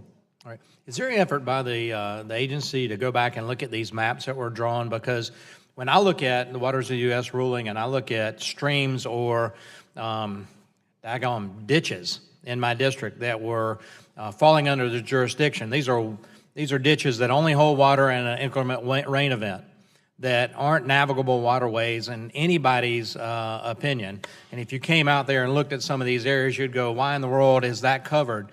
Is there any attempt by the agency to go back and review these maps and really pull some of those designated areas back in? Well, that is part of our objective and effort with the rewrite of the Waters of the United States rule. It's not just that there's a rescission repeal in the marketplace. It's also what's coming next. Where's the clarity? Where does jurisdiction begin and end? Because these jurisdictional determinations you're referring to, you're right. They've been so inconsistent, so different in certain parts of the country that ephemeral drainage ditches, dry creek beds, puddles, prairie potholes in North Dakota, you know, considered water to the United States, which I believe, looking at the text of the Clean Water Act, clearly was not within the intent of Congress. So that's something that we're going through that process, providing that clarity, and then those jurisdictional determinations will take effect or maybe change after that. Just the last question. During my time as a state legislator, we had instances where areas were considered isolated wetlands, and these were areas where loading decks were situated, and they sat there for a while, water settled, no wetland, no streams, but bulrushes popped up because water settled in there from where the equipment is set. And all of a sudden, this area was designated an isolated wetland and wasn't able to be replanted, able to be developed. Is anything the EPA is doing to look at those isolated wetland issues like that? Yes, and also prior converted croplands. I mean, there's similar issues around that issue. So absolutely we are. Okay. Thank you. Mr. Chairman, I yield back. Gentleman yields back his time. Chair recognizes the gentlelady from California, Ms. Eshoo, for 5 minutes. I thank the chairman for holding today's hearing and for extending the legislative courtesy for me to participate at your subcommittee, which I'm not a member of. I'm very glad to be here. Administrator Pruitt, public officials and public office have a public trust to live up to. We're called to hold ourselves to the highest ethical standards so that the people that we serve have the confidence that we work for them, not for ourselves, not for special interests, but for them. In front of your title, administrator, is U.S. EPA, an agency that Richard Nixon founded. And I think if a public official loses the trust of people and his or her ability is then becomes crippled because of the trust factor. Now, you have a solid record of breaking ethics rules from the state level right up to the federal government. It's a long list, and it includes wasteful spending. I think it's an embarrassment to our country, and I think it's offensive to constituents. My constituents raise a lot of questions about you and say, how can he be doing this? So the first question that I want to ask you might be a little unusual one. Do you have any remorse for the excessive spending on behalf of yourself, the expensive air tickets, stopping in Paris,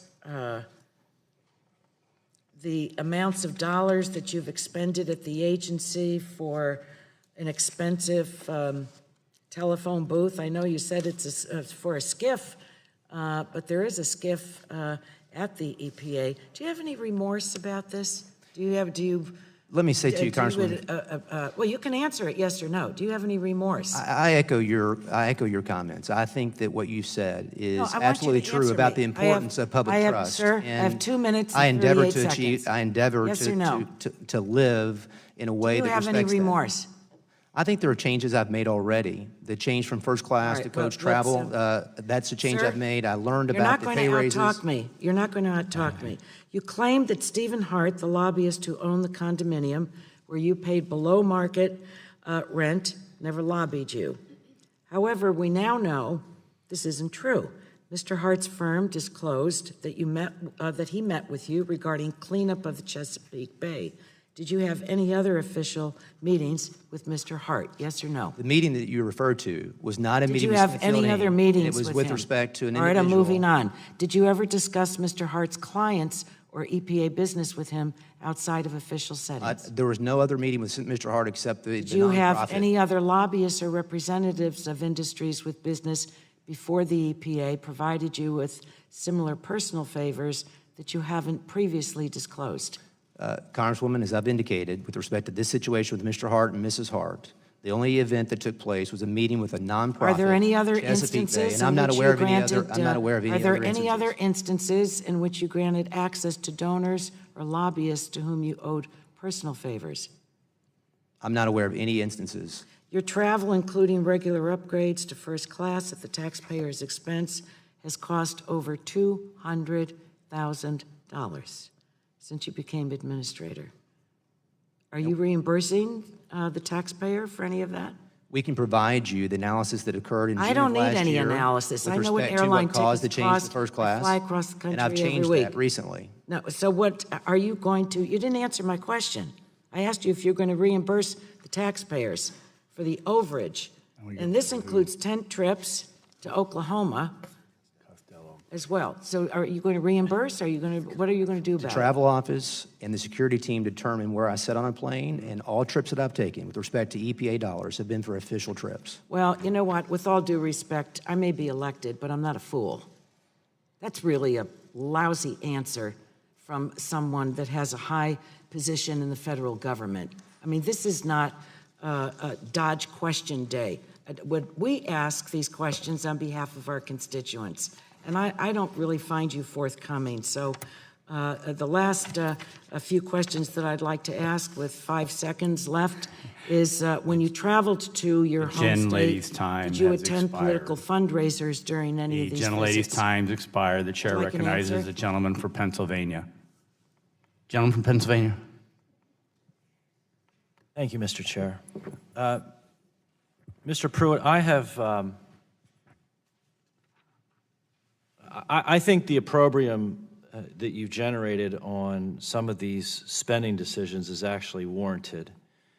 And I've reviewed your answers, and I find some of them lacking or insufficient.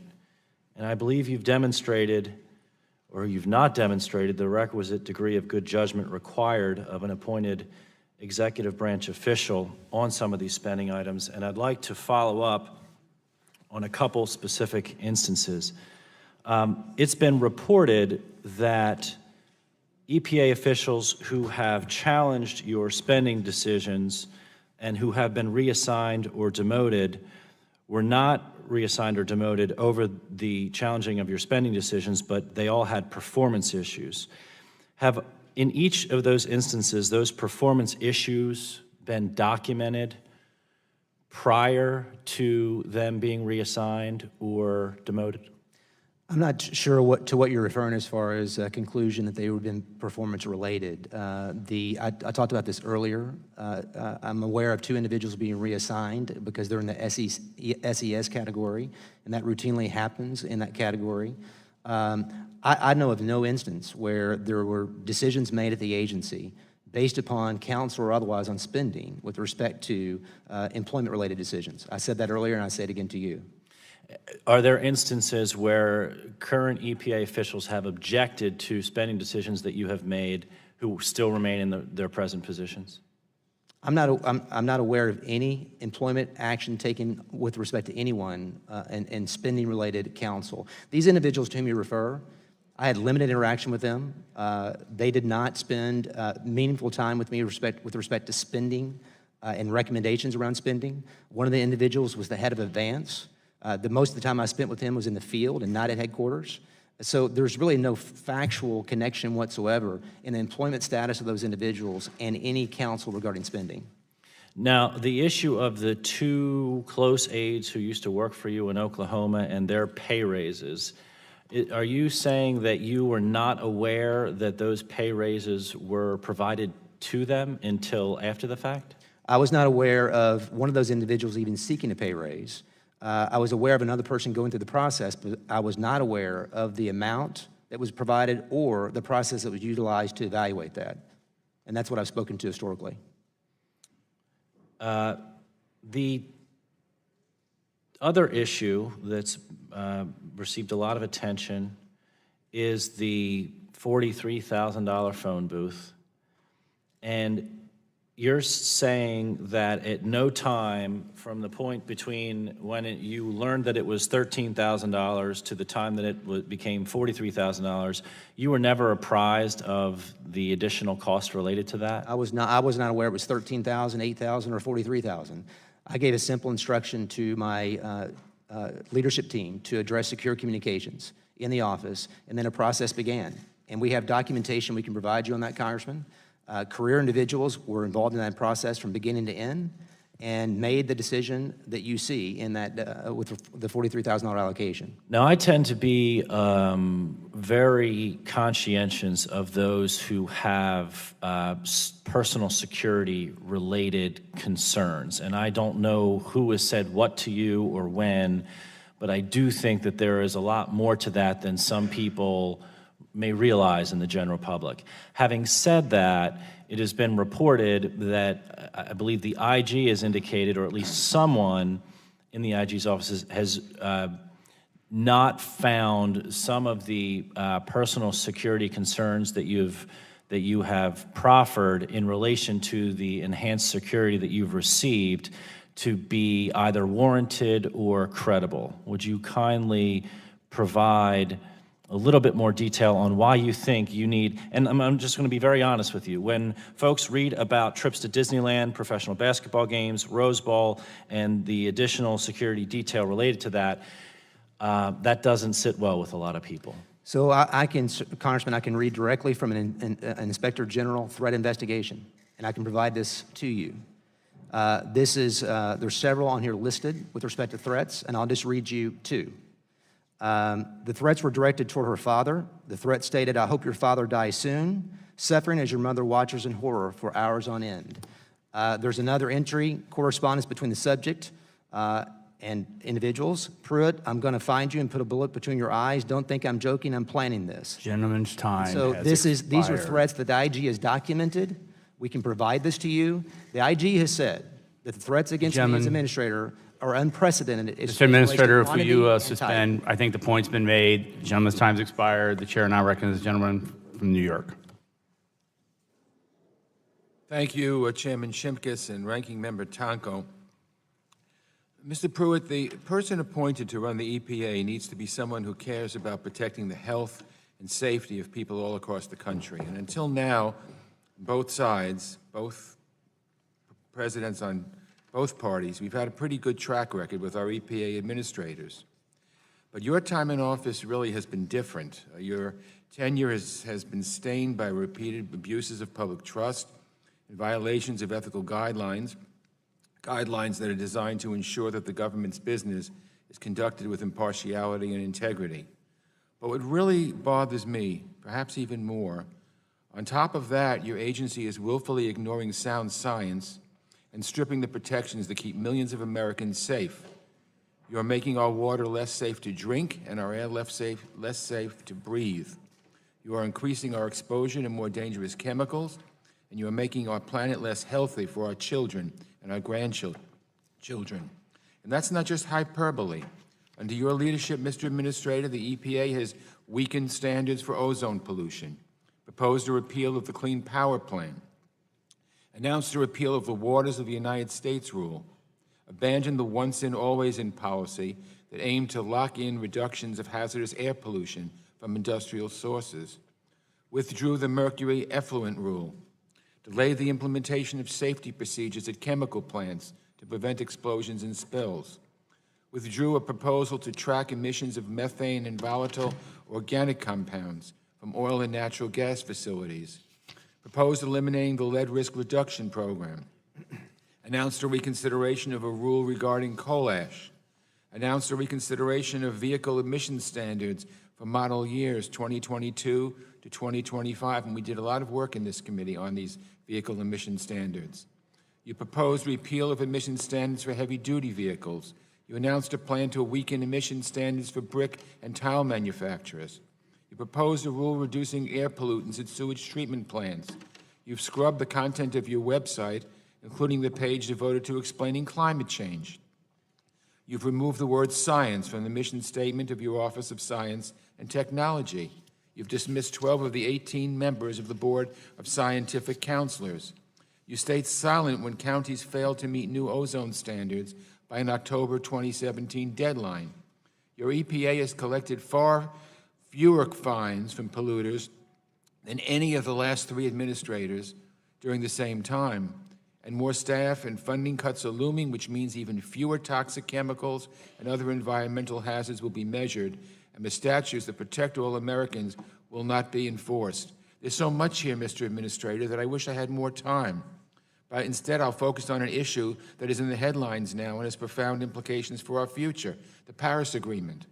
By announcing that we will abandon our commitment to the Paris Agreement, and we heard this from Mr. Macron yesterday, being critical of it, this administration is setting the clock back on U.S. climate action and forfeiting our nation's position as the global leader in developing the clean energy economy of the future. The move will only open the door for others to take our place. This decision is bad for the planet and bad for public health. Scientists at the EPA and the U.S. Global Change Research Program have found that climate change is a significant threat to the health of the American people, increasing exposure to disease, increasing the risk of illness and death from extreme heat and poor air quality, and increasing dangerous extreme weather events. The Paris Agreement was and still is our best chance to address these risks for all Americans, but we can't do it alone. Mr. Pruitt, you've supported the President's decision to announce a withdrawal from the Paris Agreement. President Trump and you have said that the deal unfairly puts constraints on the U.S. coal industry and that it somehow is a threat to our sovereignty. It doesn't make any sense because the Paris Agreement is voluntary. It imposes absolutely no constraints on U.S. trade policy or U.S. domestic energy policy, but there is an historic economic opportunity for American companies and workers to lead the world in creating and providing newer, cleaner forms of energy. And again, yesterday, French President Macron reminded us that there is no planet B, that's a quote, but turn to our future. And he said, quote, I'm sure one day the United States will come back and join the Paris Agreement, and I'm sure we can work together to fulfill with you the ambitions of the Global Compact on the environment. I certainly hope it is right for the sake of our children and our grandchildren. To me, an administrator should be someone who cares about these things, not someone who's going to ruin these things, not someone who's going to make our future more dangerous for our families. And that's what bothers me, because you're not doing your Gentleman's time job. has expired. You're instead, I'm finishing, Mr. Chairman, instead... Finish quickly. You are going against the tenets of what your job is supposed to do, and that makes me very, very angry. Gentleman's time has expired. Chair recognizes the gentleman from New Jersey for 5 minutes. Mr. Lance. Thank you, Mr. Chairman. My thanks to you and the ranking member for allowing me to participate. I'm a member of the committee, but not of this subcommittee. Administrator Pruitt, the EPA has a long and distinguished history, established by President Nixon, as you know better than anybody. I represent a district in northern New Jersey outside New York, and we are concerned about some of the allegations regarding the overspending. And in particular, the $43,000 for the security of the phone booth. As you know, this has been criticized by the Government Accountability Office. The General Counsel, Mr. Armstrong, said that you had a responsibility to notify lawmakers. You have indicated that you believe this is not part of renovations. Having said that, isn't there other secure locations within your agency? And why did we need to spend taxpayer funds to build a new secure place for making of telephone calls? First, on the GAO matter, we have, in fact, notified the GAO with respect to those issues, and rightfully so, based upon their determination. And I do want to say that the Office of General Counsel at the agency, career individuals interpreted the expenditure as not being within the guidelines of the statute, and that's the reason the agency acted as they did. And those were all individuals, career individuals that were a part of that process. The GAO disagrees with you. The General Counsel disagrees with you. That's right. But steps were taken to notify irrespective of that. I tend to agree with the GAO General Counsel. I want that on the record. Why did we need another SCIF or SCIF-like facility when there was already one at your agency? It's not a SCIF, and it was not intended to be. As I shared earlier, Congressman, in the earlier question, I simply requested for a secure communication, secure line in my office based upon phone calls that occurred that are confidential in nature. And so based upon that instruction, a process ensued where this investment took place. And that's... Did any of your predecessors suggest that this be needed, Republican or Democratic? I'm unsure, Congressman. Well, I think the answer is no. It's either a yes or a no, and I don't demand just a yes or no. You're willing to elaborate, but did any of your predecessors suggest this? And I'm not a person here who requires a yes or no. I'd like you to answer in detail. Did any of your predecessors require that? I'm just not aware of any request of Well, I have the honor of representing a predecessor of yours, Christine Todd Whitman. She's a constituent of mine. She was the administrator for the second President Bush, and she has indicated that she saw no need for such an enhanced telephone system when she was administrator, and there was secure communications then, and she has indicated that she did not think this was appropriate. And respectfully, I do not think it is appropriate, and I think that there are already secure locations, and I think it was a waste of funds. Regarding a completely different issue, in a March 30th memo, you stated, you signed a directive to give more authority to your office over environmental regulations for project near regional waterways. It is my view that taking this authority may supplant the role of local representatives, and experts, water quality boards. You have relied heavily, when you were Attorney General of Oklahoma, on federalism, and perhaps appropriately so, for local and state control over suits against the EPA. Yet it appears to me that your directive supplants local control and that it would give you as administrator final decision-making authority over the protection of streams, ponds, and wetlands under the Clean Water Act. I'd be interested in your views. It impresses me that your views may have changed, Administrator, now that you are the administrator from your position as Attorney General of Oklahoma. They haven't changed with respect to the collaboration with the states in that regard. I think what you're referring to is a decision to bring that delegation back from the regions. And what we've seen, Congressman, is a great variation, inconsistency from one region to another with respect to the issues that you've described. And so this is an effort at the agency to get uniformity, to get consistency across the regions. Collaboration, consultation will continue, both with the regions and with the states. Thank you. I end my questioning by saying that I am concerned about what I believe is overspending. I'm particularly concerned about the secure location. It is my judgment that that was not needed, and that is the judgment certainly of at least one of your predecessors, a constituent of mine, Christine Todd Whitman. And Congressman, I agree with your statement. I believe that that was an amount of money that should not have been spent and was never authorized Gentleman's by myself. time. So thank you very much, Mr. Chairman. Chair recognizes the gentlelady from Illinois, Ms. Schakowsky, for 5 minutes. Thank you. I'd like to thank the chair and ranking member for allowing me, a member of the committee, but not this subcommittee, to be here today. There's a lot of interest, Secretary Pruitt, in your testimony. And I also have been troubled by certain behaviors. And it has been reported that your decision to abandon the planned fuel efficiency standards was heavily influenced by Samantha, is it Dravis or Dravis, one of the employees you brought with you from Oklahoma, who's now under investigation for receiving a salary from taxpayers despite not coming to work for 3 months. You personally brought Ms. Dravis on the job at EPA when you became administrator. Is that correct? She is not from Oklahoma, and yes, she came in upon the start of our administration. And are you referring to the midterm evaluation? Is the decision recently on the midterm evaluation? I'm going to continue with my questions, and maybe I get to the. She was hired using the same Safe Drinking Water Act authority that was used to give unapproved raises to other staff that you did bring from Oklahoma. Is that correct? I'm not aware if she was hired under that Safe Drinking Water Act authority. There is authority under the Safe Drinking Water Act to administratively determine certain individuals. It's legal, authorized, been used by previous administrators, and it could have been used in that instance. I'm just not aware.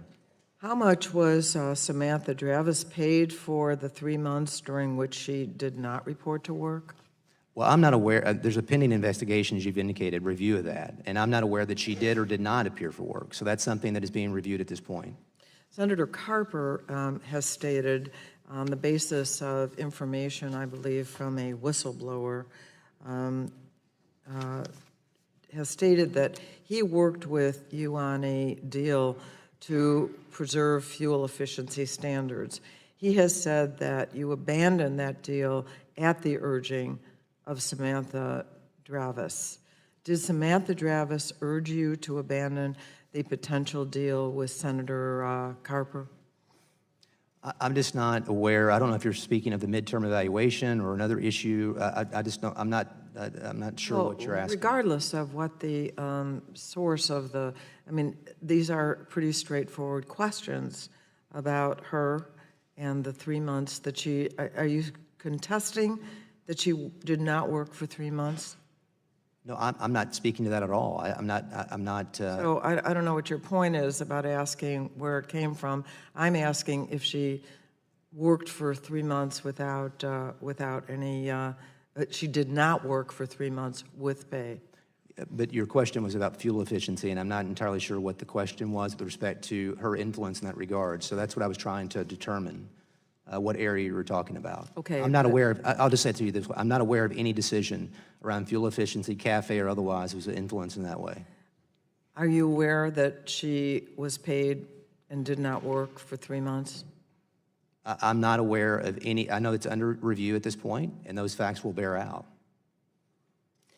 I wanted to ask you also, I have a little time left, about your vehicles. At the same time that the EPA has moved to increase fuel costs for American households, you have reportedly asked taxpayers to cover the cost of a luxury SUV for your use. Is it true that that as administrator, you upgraded from a Chevy Tahoe, which I know your predecessor used, to a Chevy Suburban with leather interior and other luxury features? As I understand it, the decisions to add a vehicle to the fleet was something that was in process prior, and they asked for input about the vehicle, but I did not give direction to start that process or end that process. Well, it isn't. I just asked for consultation. It isn't the first time in public service that you've upgraded your official vehicle. As Oklahoma Attorney General, you upgraded to a big black SUV when your predecessor used a sedan. Is that correct? The sedan was something that went out of service, and we had to replace that with an SUV, yes. You had to replace it with an SUV? There was a replacement that occurred because of the other one coming out of service. So it's not just that it had to be replaced. It had to be replaced with a bigger, less fuel efficient, and larger, more expensive car. So it just seems to me that this pattern that we've been hearing today of behavior is very concerning. And I thank you for your answers.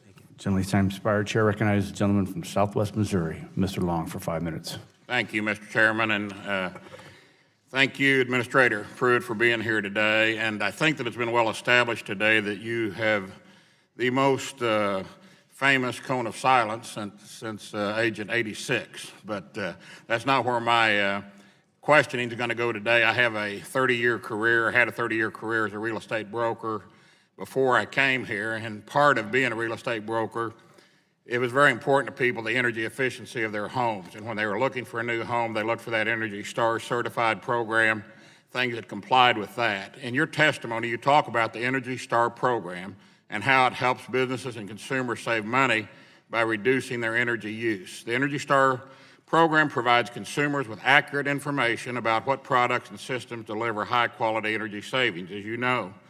I'm wondering if you could talk about the process involved with updating the Energy Star standards to include the most innovative and up-to-date technologies such as high-performance HVACs systems, which can outperform current Energy Star-approved equipment.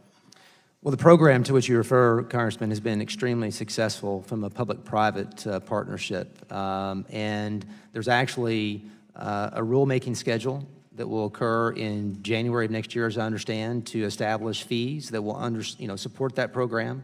I think that the concern has been just the long-term stability and viability of the program. So we're in the process now of preparing for that, and it's something we're committed to, and I think it's been very successful. Okay. I think that it's important to both the regulated community and the public that the government speak with one consistent voice. I know from experience, you talk to people, if they call an IRS office, they may call 7 different days and get 8 different answers, and depending on which office they call.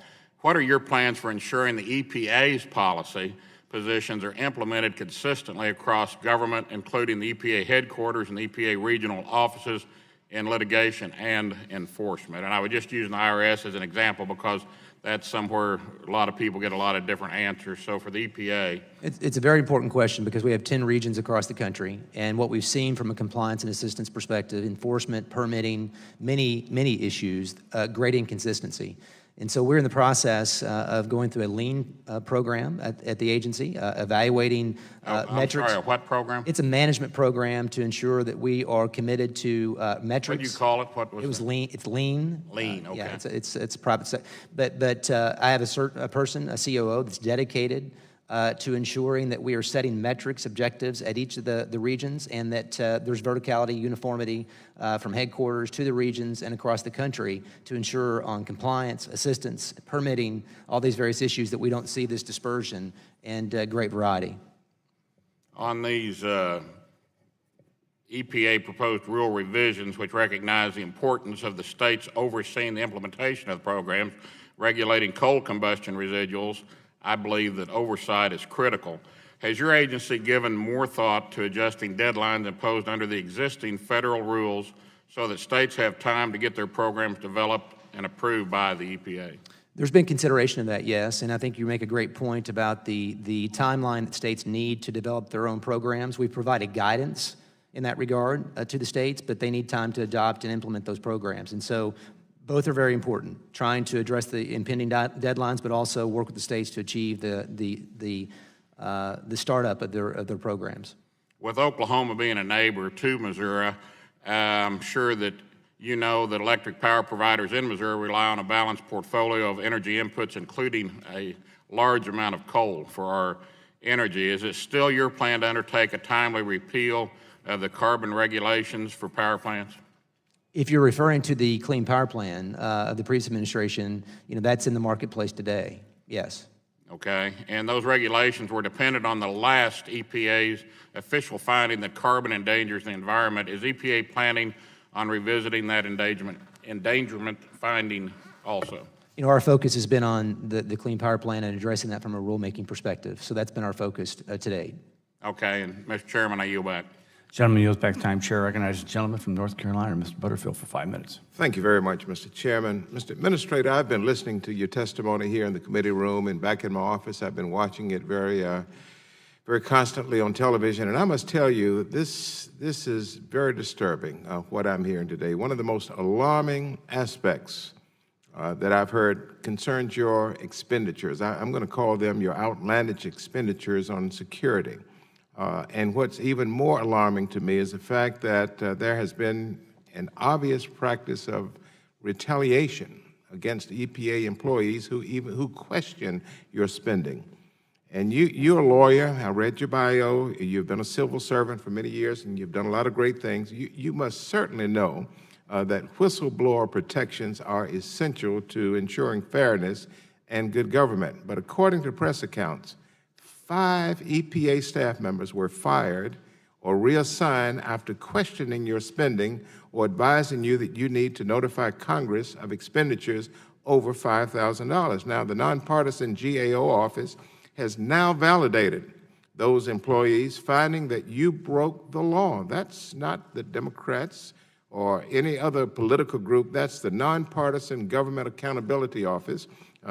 Has now validated those employees, finding that you broke the law and failing to notify the Congress. Now, do you intend to hold yourself or your staff accountable for this action? First, I want to say I know of no instances, Congressman, where a decision has been made on employment status related to spending or any recommendations regarding spending. I've said that earlier, and I'll say it again to you now. But my point is notifying Congress. That's an issue that I've addressed already a couple of times here. Office of General Counsel, career individuals at the agency, advised those folks going through the expenditure process that they did not need to notify Congress. GAO came out recently and said otherwise. That notification has taken place. Those individuals, those career individuals that made the decision on that expenditure were following the advice and counsel and the direction of what they knew to be right. So it's your position that you had no responsibility to notify Congress of these expenditures? No, I believe that the decision has been remedied and it should have been done at the beginning, but it was not done. And the question is, as they made those decisions, who guided that? And it was career individuals at the agency. I was further alarmed with the pattern that the pattern was extended to the head of the Office of Homeland Security at EPA, who signed off on a February memo finding that you did not face direct death threats. That person was removed from his role, I'm told. the day that the Senate Democrats revealed the existence of the memo. The timing of the move clearly suggests an effort to intimidate, in my opinion, and to deter staff who might share their concerns with Congress. Any truth to that? And I think Don Ambizian at the office, who heads our human resources area, would say the contrary to that. The reference I made earlier to a previous question about Inspector General and their actual recitations of threats, I can provide to you, Congressman. The person to whom you refer does not have all the information with respect to the collection of threats. Let me take you to question 2. I'm running out of time. Last month, you moved to weaken protections from toxic coal ash, which poses serious risk to human health and the environment. I had a coal ash spill in my state of North Carolina, and they are still mitigating that damage. The spill that occurred in Kingston, Tennessee, caused 30 premature deaths, 200 serious illnesses among workers who cleaned up the spill. Amazingly, you have proposed weakening the protections despite the hard science proving the dangers caused by the spills. This is unacceptable. Were you aware of these severe worker impacts when you proposed weakening the coal ash rule? The specific examples that you referred to, no. I was not aware of those specific examples. Last January, you delayed the essential protections for farm workers from dangerous pesticides, including delaying protections for miners. That delay has now been thrown out. My staff says thrown out. You and I as lawyers, I guess we would call it something different, dismissed by the courts. Is that true or not true? No, it's my understanding that there's a proposal to deal with those age requirements that are being considered, but there's not been any final action on that. States, as you know, have age requirements as well, and we're contemplating in that process whether those age requirements should be deferred to in this process. But I'm not aware of it being final at this point, Congressman. Well, let me thank you for your testimony. I've listened as much as I could today, and again, I say I'm very disappointed with your record at the agency. It's not commensurate with your record over many, many years in other capacities, and your lack of concern for workers is what concerns me most of all. You've wasted taxpayer money. Gentleman's time's expired. Chair recognizes gentleman from Florida, Mr. Bill Rockets, for 5 minutes. Thank you, Mr. Chairman. I appreciate it, and thank you for allowing me to sit on this subcommittee. Of course, as you know, I sit on the full committee. Administrator Pruitt, I want to talk about the environmental review and approval process for local projects. With a significant portion of my constituents living on Florida's west coast, I'm always concerned about hurricanes, as you can understand, as well as flooding. However, our area only has 2 evacuation routes to move residents inland during an emergency. To alleviate this problem, the Pasco County government initiated the Ridge Road Extension Project to create a 3rd evacuation route. But, you know, they've been working on this since 1997. Can you believe that? Since 1997. For over 20 years, the county has been treading through regulations, filling out forms, and meeting with federal officials to get this public safety project up and running. Okay? So we're talking about, again, a public safety project. We need to save lives. God forbid we had a disaster. So while they have met with some recent success, and I've been working to help them out, the project still has not received final approval. Administrator Pruitt, what has the agency done under your leadership to streamline the review of projects, particularly when they involve public safety, where lives could be on the line? In this case, they definitely are on the line. And is permitting improvements something your EPA workforce assessment, are they addressing these issues? It's actually absolutely a priority. In fact, we began an effort last year before we arrived at the agency. They didn't know how long it took to actually go through the permitting process. In fact, I asked that question upon arrival to give me an idea about the length of time that it took for permitting, and they didn't know the answer. So we've evaluated that data.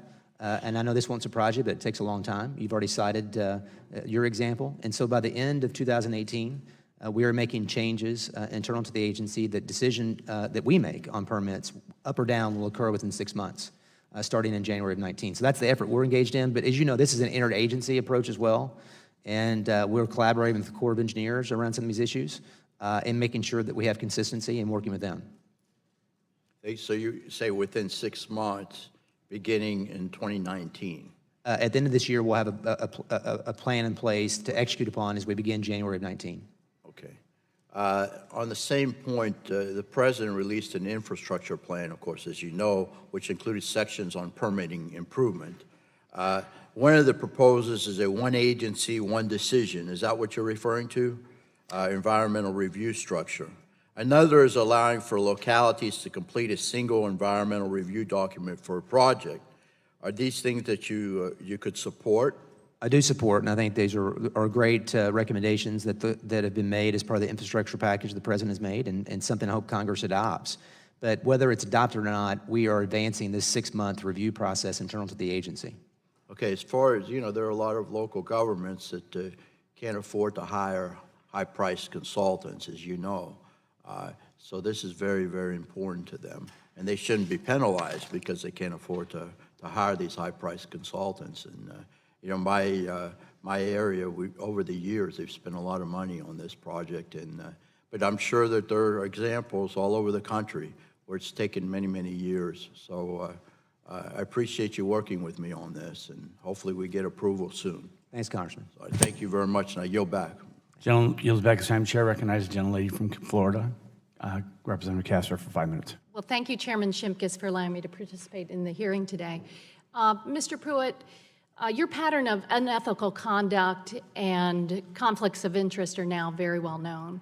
But I'm very troubled today by your failure to take personal responsibility for your actions.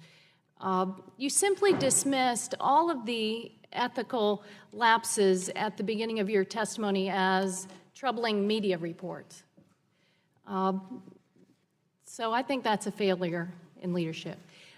But the point I want to make today is that those costs, your wasteful spending, those costs pale in comparison to the damage you are doing to the health of American families and the assault on our clean air and clean water protections, our protections against dangerous chemicals and pesticides. Mr. Pallone highlighted the issue of the dangerous paint stripper methylene chloride at the beginning that is known to have caused over 50 deaths, and yet the EPA under your administration now has, you say, we're stalled, we don't have a final decision, but in essence, you've turned a blind eye to those families.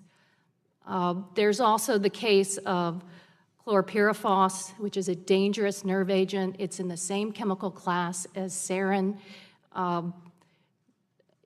There was a recommendation by EPA scientists when you came in fact, the last administration had said we're going to propose very significant restrictions, especially to protect babies, children, young people under 18. You came in and turned that around. You said, oh, well, this is where it's not final. But you've set a pattern here. America's pediatricians are outraged, public health advocates are outraged, and so am I, because we're talking about the development of the brain in babies and children. We're talking about not just children that might be in farmlands, but they live and work or they live and play in those areas. There were a lot of kids in the audience today and parents who care about this a great deal. It's Take Your Child to Work Day. That was good to have them in here. So my first question is, why are corporate polluter profits more important to you than the health of families and children? Well, on the issue that Ranking Member Pallone brought up and this issue that you've raised, I would ask you not to jump to conclusions that there's a final process there. As you know, the previous administration But there's a pattern. There is a pattern. And, I'm trying to respond. You know, your actions belie what you say. When your EPA scientists and public health advocates and pediatricians all say, here's the ban, and you come into office and time again, you're siding with the special interest and not with the public. Yet, that solvent that you're referring to is actually one of the 10 priority chemicals that we're reviewing under TSCA that you authorized. And You're right, and that was a recommendation. That was the action of this committee, and you've set the pattern. And really, whatever you could say today, I think people need to look at your actions rather than your rhetoric. But in addition to your failure to take any responsibility, I have to say that I'm disappointed and a lot of my colleagues on the other side of the aisle that have let the administrator off the hook today by barely asking any tough questions. There were a few exceptions, and my hat's off to them. Maybe they're trying to save his job because they're worried if he doesn't perform well today, he could be fired. Several congressional Republicans have already publicly called for your firing, but unfortunately not on this committee. Either way, it's embarrassing that most of the Republicans refuse to take this committee's oversight responsibility seriously and hold you accountable. They claim to have requested documents from the administration regarding Administrator Pruitt's misconduct and conflicts of interest, but there's no evidence of any investigation. Meanwhile, the Democrats in this committee, we have sent numerous inquiries to EPA, the Office of Inspector General, the GAO, the Office of Special Counsel, and some of those have borne out, and you've been found in violation of the law. Unfortunately, we have yet to see any real effort from my colleagues on the other side of the aisle. So I've been keeping a list today as well, Mr. Administrator, of the unanswered questions. Because you often say it's not final, we're looking at this, the jury's out, but you failed to give direct responses on a number of questions. So, Mr. Chairman, I'd like to submit this list for the record of the endless string of questions that Administrator Pruitt has not answered today. Let us look at that. Pass it over here, please. Will do. And finally close out by saying, Gentlelady's time's expired. Pruitt, you violated the Gentlelady's public time's expired. Chair recognizes the gentleman from Maryland for 5 minutes. Thank you, Mr. Chairman. Thank you for being here. Mr. Pruitt, I've been watching you during the hearing, and you certainly have the bearing of a man who thinks he's untouchable. I don't know if that's true or not, but I'd be careful about that because I don't think Americans go for that. And in your position, they just want you to protect their air, they want you to protect clean water, and they want you to conserve the land. As has been said by many of my colleagues, EPA, under your tenure, has been cloaked in secrecy and swamped with ongoing legal and ethical failures. You've refused to release detailed information from your calendar, often provide no advance notice of where you're going to be. Agency career staff, we're told, have been instructed not to take notes or carry their cell phones. And this level of secrecy has forced a lot of citizens to take the avenue of filing Freedom of Information Act requests. I understand that EPA political leadership has added a new layer of so-called awareness reviews to those requests, which can delay the release of information to the public and also limit the amount of information redacted in the responses. Are you aware that your political appointees are conducting these reviews before information is released to the public? Yes or no? First, let me say that there's been no instruction not to take notes or to carry phones. That's simply fabricated. With respect to the process you're referring to, the FOIA process is governed by statute. And but you have set up these political appointees to do reviews. Are you aware of that? No, the Office of General Counsel is conducting FOIA reviews. I'm going to move on because, as you know, we're limited here, but if that was done, that's a pretty clever move. We wrote to you last year with concerns about Carl Icahn's role as special advisor on regulations, potential conflict of interest due to his financial holdings and outspoken positions on the Renewable Fuel Standards program. So here we are a year later, the EPA's implementation of the RFS program, specifically the small refinery waiver provision, is under fire from both farmers and refiners. My colleague, Mr. Green, raised the issue of secret waivers. I want to build on that a little bit. I want to know about CVR Energy, in which Carl Icahn owns a majority stake. Administrator Pruitt, you met with representatives from Carl Icahn's company, CVR Energy, in June of 2017. Is that correct? If that's what the calendar represents. Okay. Did Carl Icahn's company apply for a waiver from ethanol blending requirements for any of its refining facilities? I'm unsure. Okay. We'll look at the record for that. And did Carl Icahn's company receive a waiver for any of its refining facilities? These exemptions are governed by statute, as you know. Okay, well, you're going to find that out for us, and I appreciate your following up, because that's important to know, because it raises serious questions about conflicts of interest. I've had the privilege of chairing here in the Congress the Democracy Reform Task Force. We've been trying to keep up with the ethical lapses of the Trump administration, which I will tell you is kind of a full-time job, and you've certainly been at the center of some of that focus. To date, 5 independent federal investigations have been initiated at this committee's request, and more than 8 independent federal reviews are currently underway with respect to your office. Yesterday, the Democracy Reform Task Force released another report in a series that's looking at failures and ethical lapses within the Trump administration. This one was detailing your wasteful spending and favors for your friends that put the interests of dirty polluters ahead of the American people. So this is now available for people to take a look at. It goes through the litany of ethical violations that have come to characterize and be the hallmark of your time in office. You've really become, I mean, it's sad to say it, but you've become in many respects, and you ought to take this to heart as somebody who holds an office in the public trust, you're wearing that mantle today, that office of public trust as head of the EPA, something people care deeply about. If you're going to wear that mantle, you have to exercise the office with attention to the public interest and not to private interest. But unfortunately, you've become the poster child for the abuse of public trust. And this goes back a long way.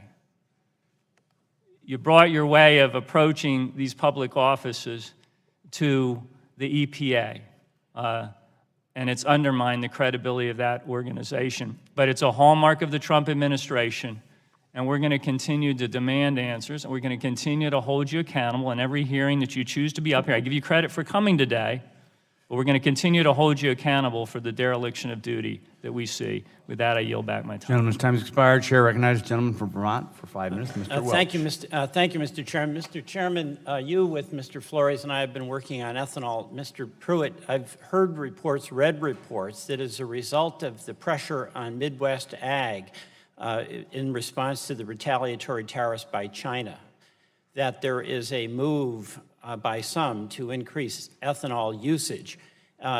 Can you comment on that very briefly?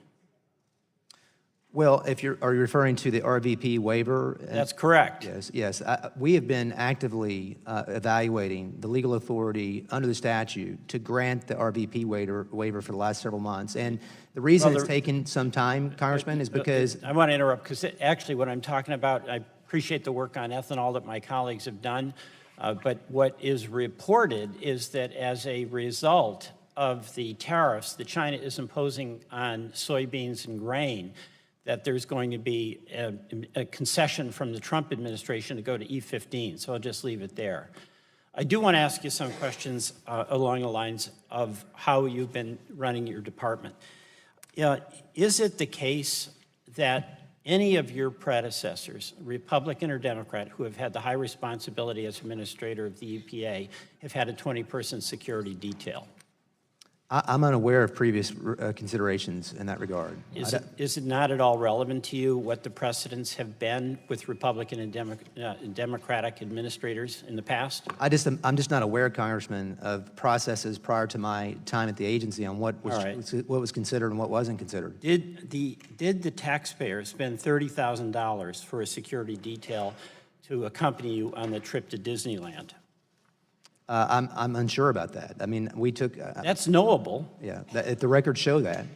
All right, so you could determine this. It's not like secret stuff.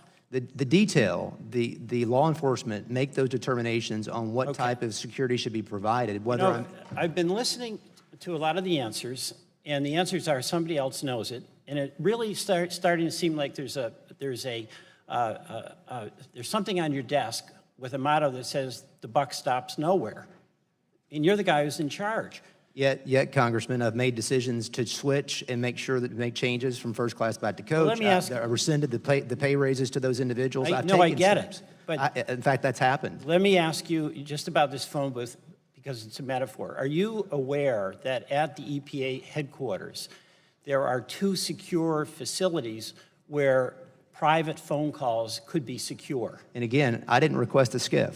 I requested a secure communication that was not accessible to my office. I understand that, but you're the boss. So you tell your folks that you want a secure way of communicating. Reasonable request. They're going to accommodate it. The boss is the one who has to make certain that it's a reasonable imposition on taxpayers. And Or in do this you in- disagree with that? And in this instance, the process failed.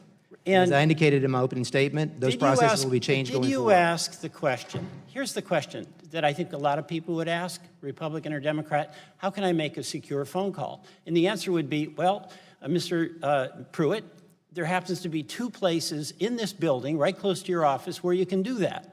Had They're you not right asked close that, to my office. Pardon me? They're not right close to my office. Well, how often do you have to use your secret phone booth? It's for confidential communications, and it's rare. Okay, so on those rare occasions, is it too much to ask you to walk whatever distance it takes for you to get to that I guess it secure depends line? on the nature of the call and how urgent the call is. But the point is that you have 2 locations that you can go to when you have to make those rare, secure phone calls. This is taxpayer money. It's taxpayer money. Let me ask you this. Did you have installed, or were there installed, biometric locks on your office? There were problems with locks on 2 of the 3 doors, and changes were made to those locks. No instruction was given for biometric locks, but that was a decision made by those individuals. So these things just happen. There was a process at the agency in that regard, and there was an evaluation. Well, what's a biometric lock? I'm not entirely sure. So do you know, is it the case you I don't know just how to put open a your code door? in. No, Excuse me? seriously, what is a biometric lock? I don't know. I just put a code in.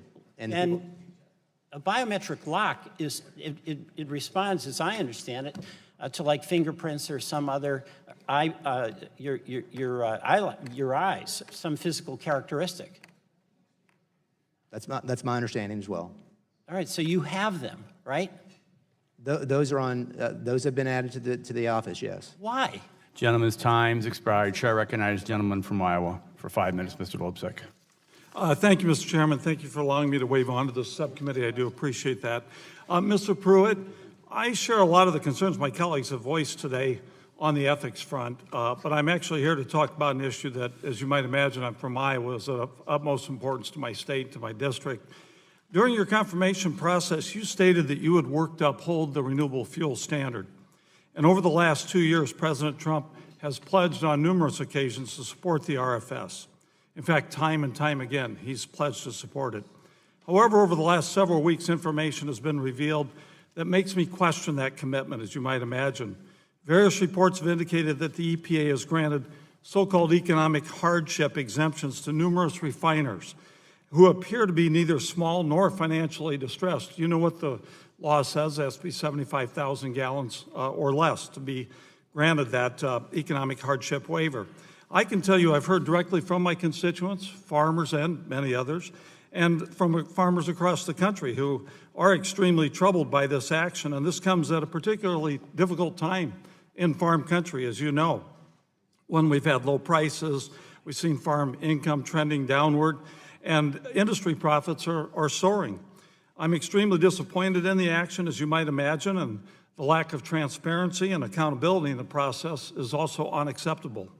Under Section 211 of the Clean Air Act, the EPA administrator is required to reassign gallons that are waived under the small refinery exemption to other obligated parties. Because this entire waiver process has happened really without any transparency whatsoever, I'm disappointed, my constituents are disappointed, and we really have no idea whether those gallons have been reassigned as required by law. So my first question, Mr. Pruitt, yes or no, have you reassigned these gallons as required by law? It's my understanding that the process has happened as it's supposed to under the statute. Well, we're going to need that. And how do you plan to reassign then the gallons you waived for going forward for the 2019 RVO? And I do think your question is very important with respect to the volume obligation, Congressman. And when you think about the commitment of this administration to the RFS, the point of obligation was denied, as you know. That was a big issue. But that's not my point. I'm talking No, about the waivers. And understand. I'd like to move on to my next question if I could. Yes or no, do you intend to inform this committee and the public about the details behind these waivers, such as which refiners received a waiver? Subject to the confidential business information or other information, that would be the only thing that would not be available. Well, Mr. Pruitt, we just want to know who got these waivers, not why necessarily, and I can't understand why that'd be considered confidential business information. Reports have indicated that 25 refiners received waivers from their obligations. Is that number accurate? That was actually in 2017, I think. The applications are still pending in 2018. What is the number at the moment? It's over that number for 2018, as I understand it. Did you discuss these exemptions with the White House? There's ongoing discussions with the White House on various issues around the RFS program. Who at the White House specifically was involved? I think the NEC in consultation with the Air Office. Did you brief the president on these waivers? Well, as I indicated, this was a dialogue among staff members, NEC and Air Office at our shop. So, has anybody explained to the president the substantial impact that these waivers have on the ethanol industry? Some have estimated 1 billion gallons. I'm sure it's come up in many discussions. And moving on, you told me and many others that EPA is studying whether it has the legal authority to grant the RVP waiver. That was the last time that I waved onto this committee. We talked about that issue. And that seems like it's taking quite a while, as you might imagine, for many of us in corn country. And with the president's recent remarks, which were referenced here about his interest in a year-round E15, I'm wondering what the holdup is on this at this point. It's just trying to ensure that the legal basis is solid, because there will be litigation that will ensue. There are many. Well, do you plan to move forward and grant the RVP waiver and allow year-round sales of E15? I intend to finish that process very soon. Yeah, hopefully the sooner the better, because this is something that obviously is very important, not only to my state, my district, to many folks around the country. So we're looking forward to that. And of course, refinery executives have called your action on the hardship waivers to go back to that, quote, giving out trick-or-treat candy, unquote, to their industry. And I'm here to tell you that farmers are very disappointed by this. They've been waiting for years for the E15 waiver year-round. And Mr. Chairman, I think this program is in need of substantial oversight, the waiver program, and certainly the E15 as well. And these actions I don't think can happen in secret. I know that was addressed earlier in this hearing. We need to make sure that these waivers are not abused as a financial windfall for special interests, and I look forward to working with you, Mr. Chairman, on this further, and I yield back. Thank you very much. Gentleman yields back his time. Chair recognizes the gentleman from New Mexico, Mr. Lujan, for 5 minutes. Thank you, Mr. Chairman. Administrator Pruitt, you seem to view the EPA budget as a personal slush fund, redirecting resources to your personal travel that should go to environmental protection. During your tenure, you have spent more than $160,000 on travel, in first class, on private jets, and on military craft. Public office is a public trust, and I think flying coach is the least we can do to deserve that trust. My question for you is this: when you are paying for your own airfare with personal funds, do you fly coach? I follow the security recommendations of my team when I pay for it personally as well. Will you commit to reimbursing taxpayers for your luxury travel? You refer to it as luxury travel, and the $160,000 that you refer to pales in comparison to the previous administrations. I think you're referring to international travel. I took 2 international trips. Previous administrations took multiple trips and spent far more than that. These decisions about security detail, who attends, and what they do to provide protection happen according to law enforcement recommendations, and that's what I followed. It's been recently reported by EPA ethics officials that on at least 2 personal trips you flew in coach on Southwest Airlines using a companion pass from Ken Wagner, your subordinate at the EPA. Clearly, a plane ticket has more than nominal value. Are you aware that federal ethics rules prohibit you from accepting gifts from subordinates? And that's not represented accurately, what you said. We actually flew like carpooling. We shared cost from Oklahoma. Did Ken Wagner give you that boarding pass? There was no gift whatsoever. All right, well, I think that those ethics officials will continue to look into that. Mr. Pruitt, your travel since becoming administrator has taken you to Morocco, Italy, and to luxury resorts around the United States. We've even heard from Kevin, a political appointee who worked in your office, that you told staffers to, quote, find me something to do, close quote, in order to schedule travel to your desired destinations. Unfortunately, it seems your desired destinations have rarely included low-income communities and communities of color facing serious environmental risks. The biggest problem with the pay-to-play system is that those most at risk are also the most unable to pay for your attention and concern. Of your extensive travel spending, how much would you say you spent visiting low-income communities and communities of color? We can consider East Chicago, which I've made trips there. I was in Region 5 recently this week, and San Jacinto and Houston, as indicated earlier. The trip to Italy was a G7 trip, occurring a week after the Paris decision. I was there for 4 days around the G7. There's a free trade agreement that is in existence with Morocco, and the ambassador of Morocco invited me to Morocco to negotiate the environmental chapter on that free trade agreement. Both of those things are very important to the scope of our duties at the EPA. Mr. Administrator, you've gone to great lengths to keep your calendar secret, but what's come out is it's clear that most of your meetings and stakeholders have been with industry and not impacted communities. I think we can agree with that. Do you see the problem with granting greater access to polluting industries than impacted communities? I've met with stakeholders across the country on these issues, people that we regulate, that their voices have not been heard for many years. Those farmers and ranchers that I've met with, they're our first environmentalists and first conservationists. Do you understand that you have a responsibility to protect the health and environment of low-income, minority, tribal, and indigenous communities? Absolutely. Throughout your brief tenure as EPA Administrator, you have directed significant policy changes made with disproportionately harm to low-income, minority, tribal, and indigenous communities. The repeal of the once-in, always-in policy mentioned by my colleagues, Ms. Dingell, for example, the weakening of coal ash regulations is another. But Mr. Pruitt, today you repeatedly blamed your Chief of Staff, your Chief Counsel, career officials, and others. Yes or no, are you the EPA Administrator?